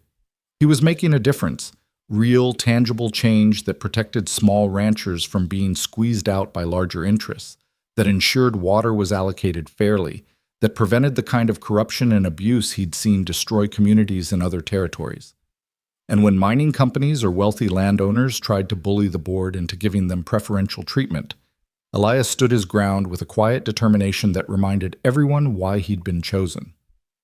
"You've made quite a name for yourself," Marshal Coughlin told him during one of his visits to the capital. The old lawman had aged in the past year, his hair whiter and his movement slower, but his eyes were still sharp. "They're calling you the cowboy's conscience in the newspapers." "That's ridiculous," Elias muttered, though he was secretly pleased. "It's accurate. You've single-handedly blocked 3 attempts to gut the water rights protections, and you've made enemies of some very powerful men in the process." Coughlin's expression grew serious. "Watch your back, son. Rich men don't like being told no, and they have long memories. Let them remember, I'm not backing down just because it's inconvenient for someone's profit margin." "I know. That's what worries me. Just be careful. You've got a family now. Don't let your principles get them hurt." Elias took the warning to heart, varying his routes home and staying alert for trouble. But months passed without incident, and gradually he relaxed into his dual life, respected board member in the capital, husband and father on the ranch. Sarah grew and changed with astonishing speed, transforming from a baby into a toddler who walked and talked and got into everything. Her personality emerged strong and stubborn, with her mother's determination and her father's quiet intensity. She loved the horses, spending hours watching Carlos work in the corrals, and she had a special bond with Mateo, who treated her like the granddaughter he'd never had. "She's going to be a handful when she gets older," Haven predicted one evening as they watched Sarah toddle around the parlor, investigating everything with fearless curiosity. "She already is a handful," Elias replied, scooping up his daughter before she could pull a book off the shelf and probably eat it. "But she's our handful." "Da! Book!" Sarah demanded, pointing imperiously at the shelf. All right. We'll read a book." He settled into his chair with Sarah on his lap and pulled down a volume of poetry. "How about this one?" "That's Walt Whitman," Haven said with amusement. "She's 18 months old, Elias. She's not going to understand transcendental poetry. She doesn't have to understand it. She just has to hear the rhythm of the language, learn to love words and stories." He opened the book and began reading, and Sarah settled against his chest with a contented sigh, her eyes fixed on the pages as if she could will herself to understand the mysterious symbols there. These were the moments Elias treasured most, the quiet evenings when the day's work was done, and they could just be a family, without the weight of responsibility or the complications of the outside world. Just a man, his wife, their daughter, and the simple peace of home. But peace, as Elias had learned, was always temporary. He was in the capital for a board meeting when the telegram came, delivered to the meeting hall by a breathless messenger. Elias opened it with trembling hands, some instinct telling him this was bad news. "Haven injured. Stop. Come home. Stop. Mateo." He didn't remember leaving the meeting or how he got to the livery stable. His next clear memory was riding hard through the night, pushing his horse faster than was safe, terror clawing at his throat. The telegram had said, "Injured, not dead," but injured could mean anything from a broken arm to something far worse. "Please," he prayed to whatever deity might be listening, "please let her be all right. Let them both be all right." He reached the ranch at dawn, his horse lathered and exhausted. Mateo was waiting in the yard, and the relief on his face when he saw Elias was almost painful. "She's all right," he said before Elias could even dismount. "Bruised and shaken up, but all right. Sarah, too." "What happened?" "Horse spooked during a storm yesterday. Haven was riding with Sarah, and lightning struck close enough to send the horse into a panic. They went down hard. Haven managed to protect Sarah in the fall, but she took the impact herself." Mateo's expression was grim. "Could have been much worse." Elias ran into the house and up to their bedroom. where he found Haven in bed with Sarah curled up beside her. His wife had a spectacular bruise covering half her face, and she moved stiffly when she turned toward him, but she was alive and conscious and smiling.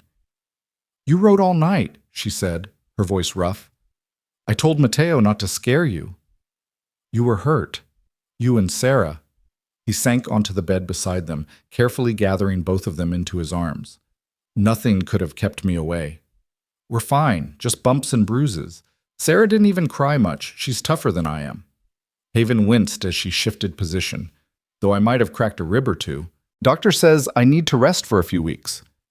"Then you'll rest. I'm not going back to the capital until you're healed." "Elias, you can't just abandon your position. Watch me. You and Sarah are more important than any board meeting." He pressed his forehead to hers, breathing in the scent of her, alive and whole. "I almost lost you today, both of you. That puts everything else in perspective real fast. You didn't lose us. We're right here." Haven touched his face, her fingers gentle. "But I won't argue about you staying. I'd like to have you here while I recover. Sarah's been asking for you constantly." "Da," Sarah confirmed, patting his cheek. "Da home." "That's right, baby. Da's home, and I'm not going anywhere for a while." He spent the next 3 weeks managing both the ranch and his board duties by telegram and courier, refusing to leave despite Haven's insistence that she was fine. He watched her like a hawk, noting every wince of pain, every slow movement, until she started throwing things at him in frustration. "I'm healing, not dying," she said, after he'd tried to help her sit down for the 5th time in an hour. "Stop hovering." "I'm not hovering, I'm helping. You're driving me crazy. Go do ranch work or board work or anything that gets you out from under my feet for a few hours." So he threw himself into the ranch with renewed energy, working alongside the hands from dawn to dusk, exhausting himself so he could sleep without nightmares of what might have happened. And slowly, as Haven healed and regained her strength, his panic subsided into a more manageable fear. "I want to resign from the board," he told her one evening after Sarah had gone to bed. "I can't do this anymore, being gone so much, missing things, not being here when you need me." "No?" Haven's voice was firm. "You're not using my accident as an excuse to run away from important work." "I'm not running, aren't you?" "Elias, you've spent your whole life running from things that scare you, and I get it, I really do. This scared me too. But we can't live our lives in fear of what might happen. We have to keep moving forward, keep doing the work we're meant to do." "The work I'm meant to do is here, with you and Sarah." "Part of it is, but part of it is also in that capital, fighting for people who don't have the voice or the power to fight for themselves. You're good at that, Elias, better than almost anyone I've ever seen. And our daughter should see her father using his gifts to make the world better, not hiding away because he's afraid." Elias was quiet for a long moment, wrestling with himself. "What if something happens again, and I'm not here?" "Then Mateo and the others will handle it, same as they did this time. We're not alone, Elias. We have people, friends, family. You don't have to carry everything yourself." She took his hand. "I'm not saying it's easy. I'm saying it's worth it. You're making a real difference in people's lives. Don't give that up because you're scared." So he didn't resign. He went back to the capital the next month, though he worked even harder to schedule his time efficiently so he could spend as many days as possible at home. He became known for his perfect attendance record and his ability to cut through bureaucratic nonsense to get things done. The newspapers wrote glowing editorials about his integrity and dedication, and there was even talk of him running for territorial legislature. "Absolutely not," he told Haven when she mentioned it. "Board membership is one thing, elected office is something else entirely." "Why?" "You'd be good at it." "Because politicians make promises they can't keep and compromise their principles to stay in power. I've seen it too many times. I won't become that." "Not every politician is corrupt, Elias. You could be different. Or I could become exactly what I despise." "No, I'll serve out my term on the board, but after that, I'm done with government work. I want to focus on the ranch and our family." Haven didn't argue, but Elias could see she thought he was selling himself short. And maybe he was, but he'd found his limits, the line he wouldn't cross. He'd take on responsibility and do important work, but he wouldn't sacrifice his soul or his family for ambition. The seasons turned, one into another, and Sarah grew from a toddler into a bright, curious 4-year-old who asked endless questions and had opinions about everything. She learned to ride on a gentle mare, Carlos trained specifically for her, and she followed Elias around the ranch like a devoted shadow whenever he was home. "Tell me the story again," she demanded one evening as he tucked her into bed, "about how you met Mama." It had become her favorite bedtime story, the tale of how her father had nearly died in the desert, and her mother had saved him. Elias had told it dozens of times, but he never tired of seeing the wonder in Sarah's eyes as she listened. "Well," he began, settling into the chair beside her bed, "it was the hottest day of the hottest summer anyone could remember, and I was lost in the desert with no water and no hope." He told her the story, editing out the more frightening parts but keeping the essential truth, that he'd been dying and Haven had refused to let him. That sometimes the bravest thing a person can do is help a stranger. That love sometimes starts with simple kindness and grows into something that changes everything. "And then you stayed forever?" Sarah asked when he finished. "Then I stayed forever," Elias confirmed, "because I realized that your mama and this ranch and the life we could build together was worth more than all the wandering in the world. And then I was born, and then you were born and made everything even better."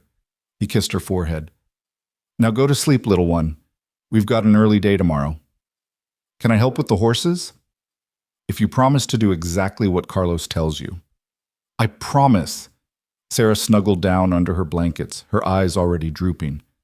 "I love you, Da. I love you too, sweetheart, more than all the stars in the sky." He watched her drift off to sleep, marveling as always at the miracle of her existence. Then he went downstairs to find Haven sitting on the porch, enjoying the cool evening air. "She asleep?" Haven asked as he sat down beside her. Finally, after demanding the story again. "She loves that story. I think she's going to grow up to be a romantic." Haven leaned against him with a contented sigh. "Hard to believe she's already 4. Seems like just yesterday she was a tiny baby who kept us up all night. Time moves fast out here, faster than I expected." Elias wrapped his arm around her shoulders, pulling her close. "Sometimes I can't believe it's been almost 5 years since you found me in that desert. Best decision I ever made, pulling you onto my horse. Best thing that ever happened to me, you refusing to ride past a dying man." He kissed the top of her head. "I was so lost, Haven. Not just in the desert that day, but in life. I didn't know who I was or where I belonged, or if I'd ever find a place that felt like home. And now? Now I know exactly who I am. I'm your husband, Sarah's father, a rancher and a board member, and a man who's finally stopped running long enough to build something real." He turned her to face him. "I'm home. Really, truly home. And I'll never take that for granted." Haven's eyes were bright with tears. "You're going to make me cry, and I worked hard on this makeup." "Cry if you want. You're beautiful either way." He kissed her softly, tasting salt and love and the promise of all the years still ahead of them. "Thank you for saving me. Not just that day in the desert, but every day since. Thank you for staying, for choosing us." She pulled back and wiped her eyes. "Speaking of choosing us, I have some news." "What kind of news?" "The kind that involves buying more furniture for the nursery and preparing yourself for even less sleep." Haven's smile was radiant. "I'm pregnant again, Elias. About 3 months along." For a moment, Elias couldn't speak, couldn't breathe. Then joy exploded through him, and he let out a whoop that probably woke Sarah and half the hands in the bunkhouse. He picked Haven up and spun her around, both of them laughing like children. "Another baby! We're having another baby!" "Careful! Put me down before you drop me." But she was laughing too, her happiness matching his. "I wanted to wait to tell you until I was sure, and the doctor confirmed it today." "Are you happy? Is this what you want?" "Are you joking? I'm ecstatic. Sarah's going to be a big sister, and our family is growing, and everything I ever dreamed of when I was a girl is coming true." She cupped his face in her hands. "I love our life, Elias. I love you, and I can't wait to meet this new little person we've made." They spent the rest of the evening talking about names and nursery arrangements and how to tell Sarah she was going to be a big sister. And later, lying in bed with Haven curled against his side, Elias felt a peace so profound it brought tears to his eyes. This was what he'd been searching for all those years of drifting. Not adventure or freedom or escape from his past, but this: belonging, purpose, love that ran deeper than fear. A family to protect, a home to build, a future that stretched out bright and full of promise. The pregnancy progressed smoothly, and Sarah took the news of the coming baby with enthusiastic pride. She insisted on helping prepare the nursery, offering suggestions that ranged from helpful to completely impractical. "The baby should have a pony," she announced one afternoon. "A very small pony that lives in the house." "Ponies can't live in houses," Haven explained patiently, "but maybe when the baby is older, they can share your pony sometimes." "My pony is mine, but I guess they can watch me ride." Elias finished his term on the Water Rights Board with a reputation as one of the most effective members in the board's history. The legislation he'd helped craft became a model for other territories, protecting small ranchers and ensuring fair water allocation while still allowing for responsible development. When the governor asked him to consider another term, he declined politely but firmly. "I've done what I can do there," he told Haven. "Now I want to focus on what we're building here. The ranch, our family, our life." "No regrets?" "Not a single one. Well, maybe one. I regret not finding you sooner, but I guess I had to wander all those years to end up exactly where I needed to be." Their second child arrived on a crisp October morning, coming faster than Sarah had and with far less drama. Haven labored for only 6 hours before delivering a healthy baby boy with his father's dark hair and his mother's determined chin. "Meet your son," Martha said, placing the baby in Elias's arms. Another perfect Crowley. Elias looked down at his son and felt his heart expand to accommodate this new love. "Hello, little man. I'm your Da, and your big sister Sarah is going to spoil you rotten." They named him Daniel Thomas Crowley, after Haven's father and Elias's long-dead grandfather. Sarah was permitted to visit the baby, and she approached with the careful reverence of a 4-year-old who'd been told the new arrival was fragile. "He's so small," she whispered, touching Daniel's tiny hand with one finger. "Was I that small?" "You were," Elias confirmed, "and you grew big and strong, just like he will." "I'll protect him," Sarah declared solemnly. "I'll be the best big sister ever." And she was. As Daniel grew from infant to baby to toddler, Sarah appointed herself his guardian and teacher, showing him everything from how to pet the barn cats to where the best hiding spots were in the house. The two of them became inseparable, and watching them together filled Elias with a contentment he'd never imagined possible. The ranch continued to prosper. The silver mine eventually played out, but by then they'd diversified enough that it didn't matter. They'd bought adjacent parcels of land, expanded the herd, started breeding horses that were sought after throughout the territory. The Crowley Lock Ranch became known as one of the best-run operations in Nevada, a model of sustainable ranching and fair labor practices. Marshall Coughlin retired and moved to California to live with his daughter, but he wrote occasionally, his letters full of news about the changing West and gentle teasing about Elias having become respectable. Mateo's knees finally gave out entirely when he was 72, and he transitioned from working foreman to advisory role, spending his days on the porch offering wisdom and telling stories to anyone who would listen. Young Pete, not so young anymore at 35, took over as foreman and proved himself more than capable. Martha and Carlos celebrated their 40th wedding anniversary with a party that brought together ranchers, townspeople, and friends from across the territory. Their children and grandchildren came from as far as Denver and San Francisco, filling the ranch with noise and laughter and love. And through it all, Elias and Haven built their life together, day by ordinary day, moment by precious moment. They had arguments and makeups, struggles and triumphs, bad years and good years. They raised their children with firm love and high expectations, teaching them to work hard, treat people fairly, and stand up for what was right. Sarah grew into a capable young woman who could ride and rope as well as any man on the ranch, with her mother's business sense and her father's quiet integrity. At 16, she announced her intention to attend college back east, to study law so she could fight for people the way her father had. "You sure about this?" Elias asked, his heart breaking at the thought of her leaving even as he swelled with pride. "It's a long way from home. I'm sure. But I'll come back, Da. This will always be home. I just need to go learn how to make a bigger difference in the world. She hugged him tight. You taught me that some things are worth fighting for. Now I want to learn how to fight better. Daniel, quieter and more introspective than his sister, showed a gift for working with horses that reminded everyone of Carlos. By the time he was 14, he could gentle the wildest colt and had an intuitive understanding of equine behavior that couldn't be taught. He had no interest in leaving the ranch, declaring that everything he wanted was right here. That's all right, Haven told him. The ranch will need someone to run it someday, someone who loves it the way we do. Maybe that someone is you.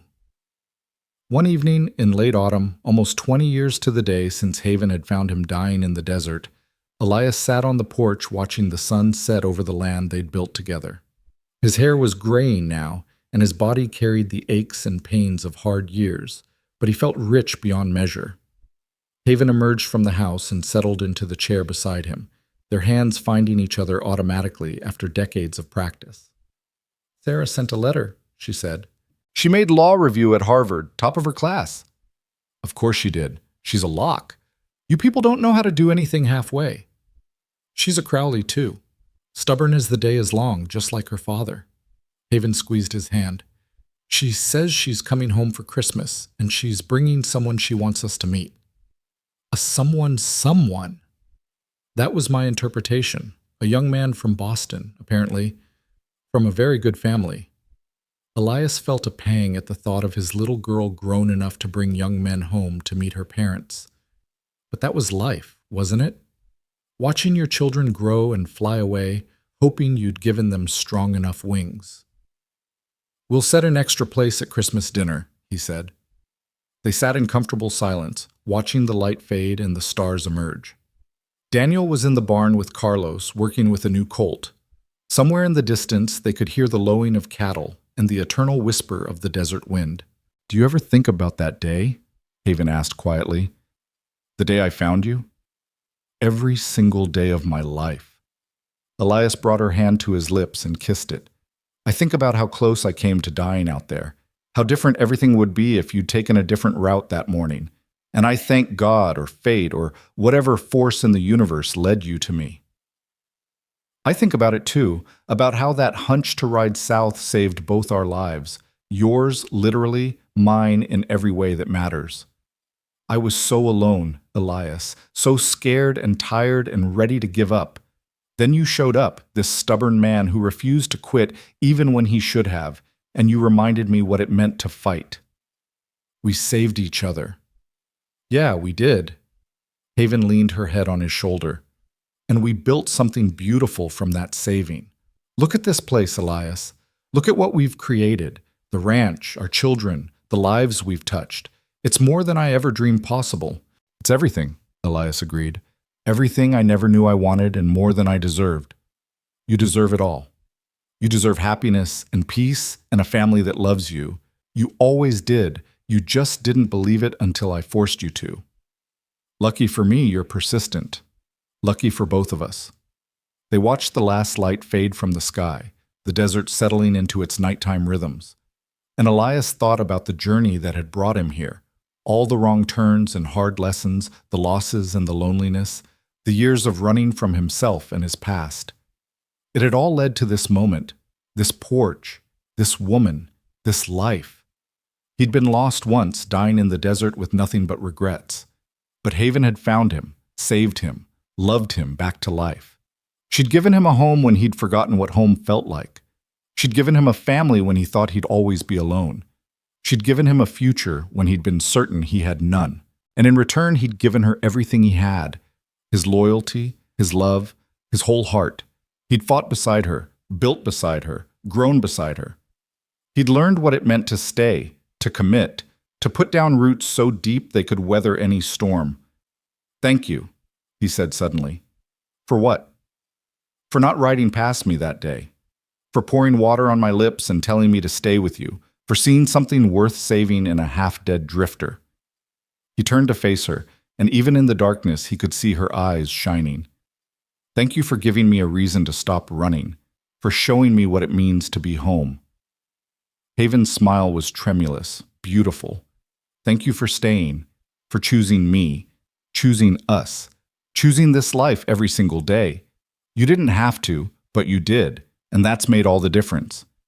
They kissed, soft and sweet, a kiss that held 20 years of love and partnership and shared dreams. When they pulled apart, both were smiling through tears. "Come on," Haven said, standing and pulling him to his feet. "Daniel will be finishing up in the barn soon, and we should have dinner ready. Tomorrow morning comes early. It always does on a ranch." They walked inside together, hand in hand, ready for whatever tomorrow would bring. Behind them, the desert night sang its ancient song of endurance and survival, of beauty and harshness, of the eternal cycle of endings and beginnings. Elias Crowley had come to this land lost and dying, certain his story was over. But Haven Locke had shown him that sometimes the end of one story is just the beginning of another, that sometimes being saved means learning to save yourself, that sometimes the greatest adventure is not in running away, but in standing still and building something that lasts. He'd been a drifter, a lawman, a fighter, a survivor. But now, finally, he was simply a man, a husband, a father, a rancher, a friend. And that simple life, that ordinary existence filled with extraordinary love, was more than enough. It was everything. And as the stars wheeled overhead and the desert wind whispered its eternal secrets, Elias Crowley smiled and stepped into his home, grateful beyond words for the day a woman with creek water eyes had refused to let him die, and had instead given him a reason to truly live.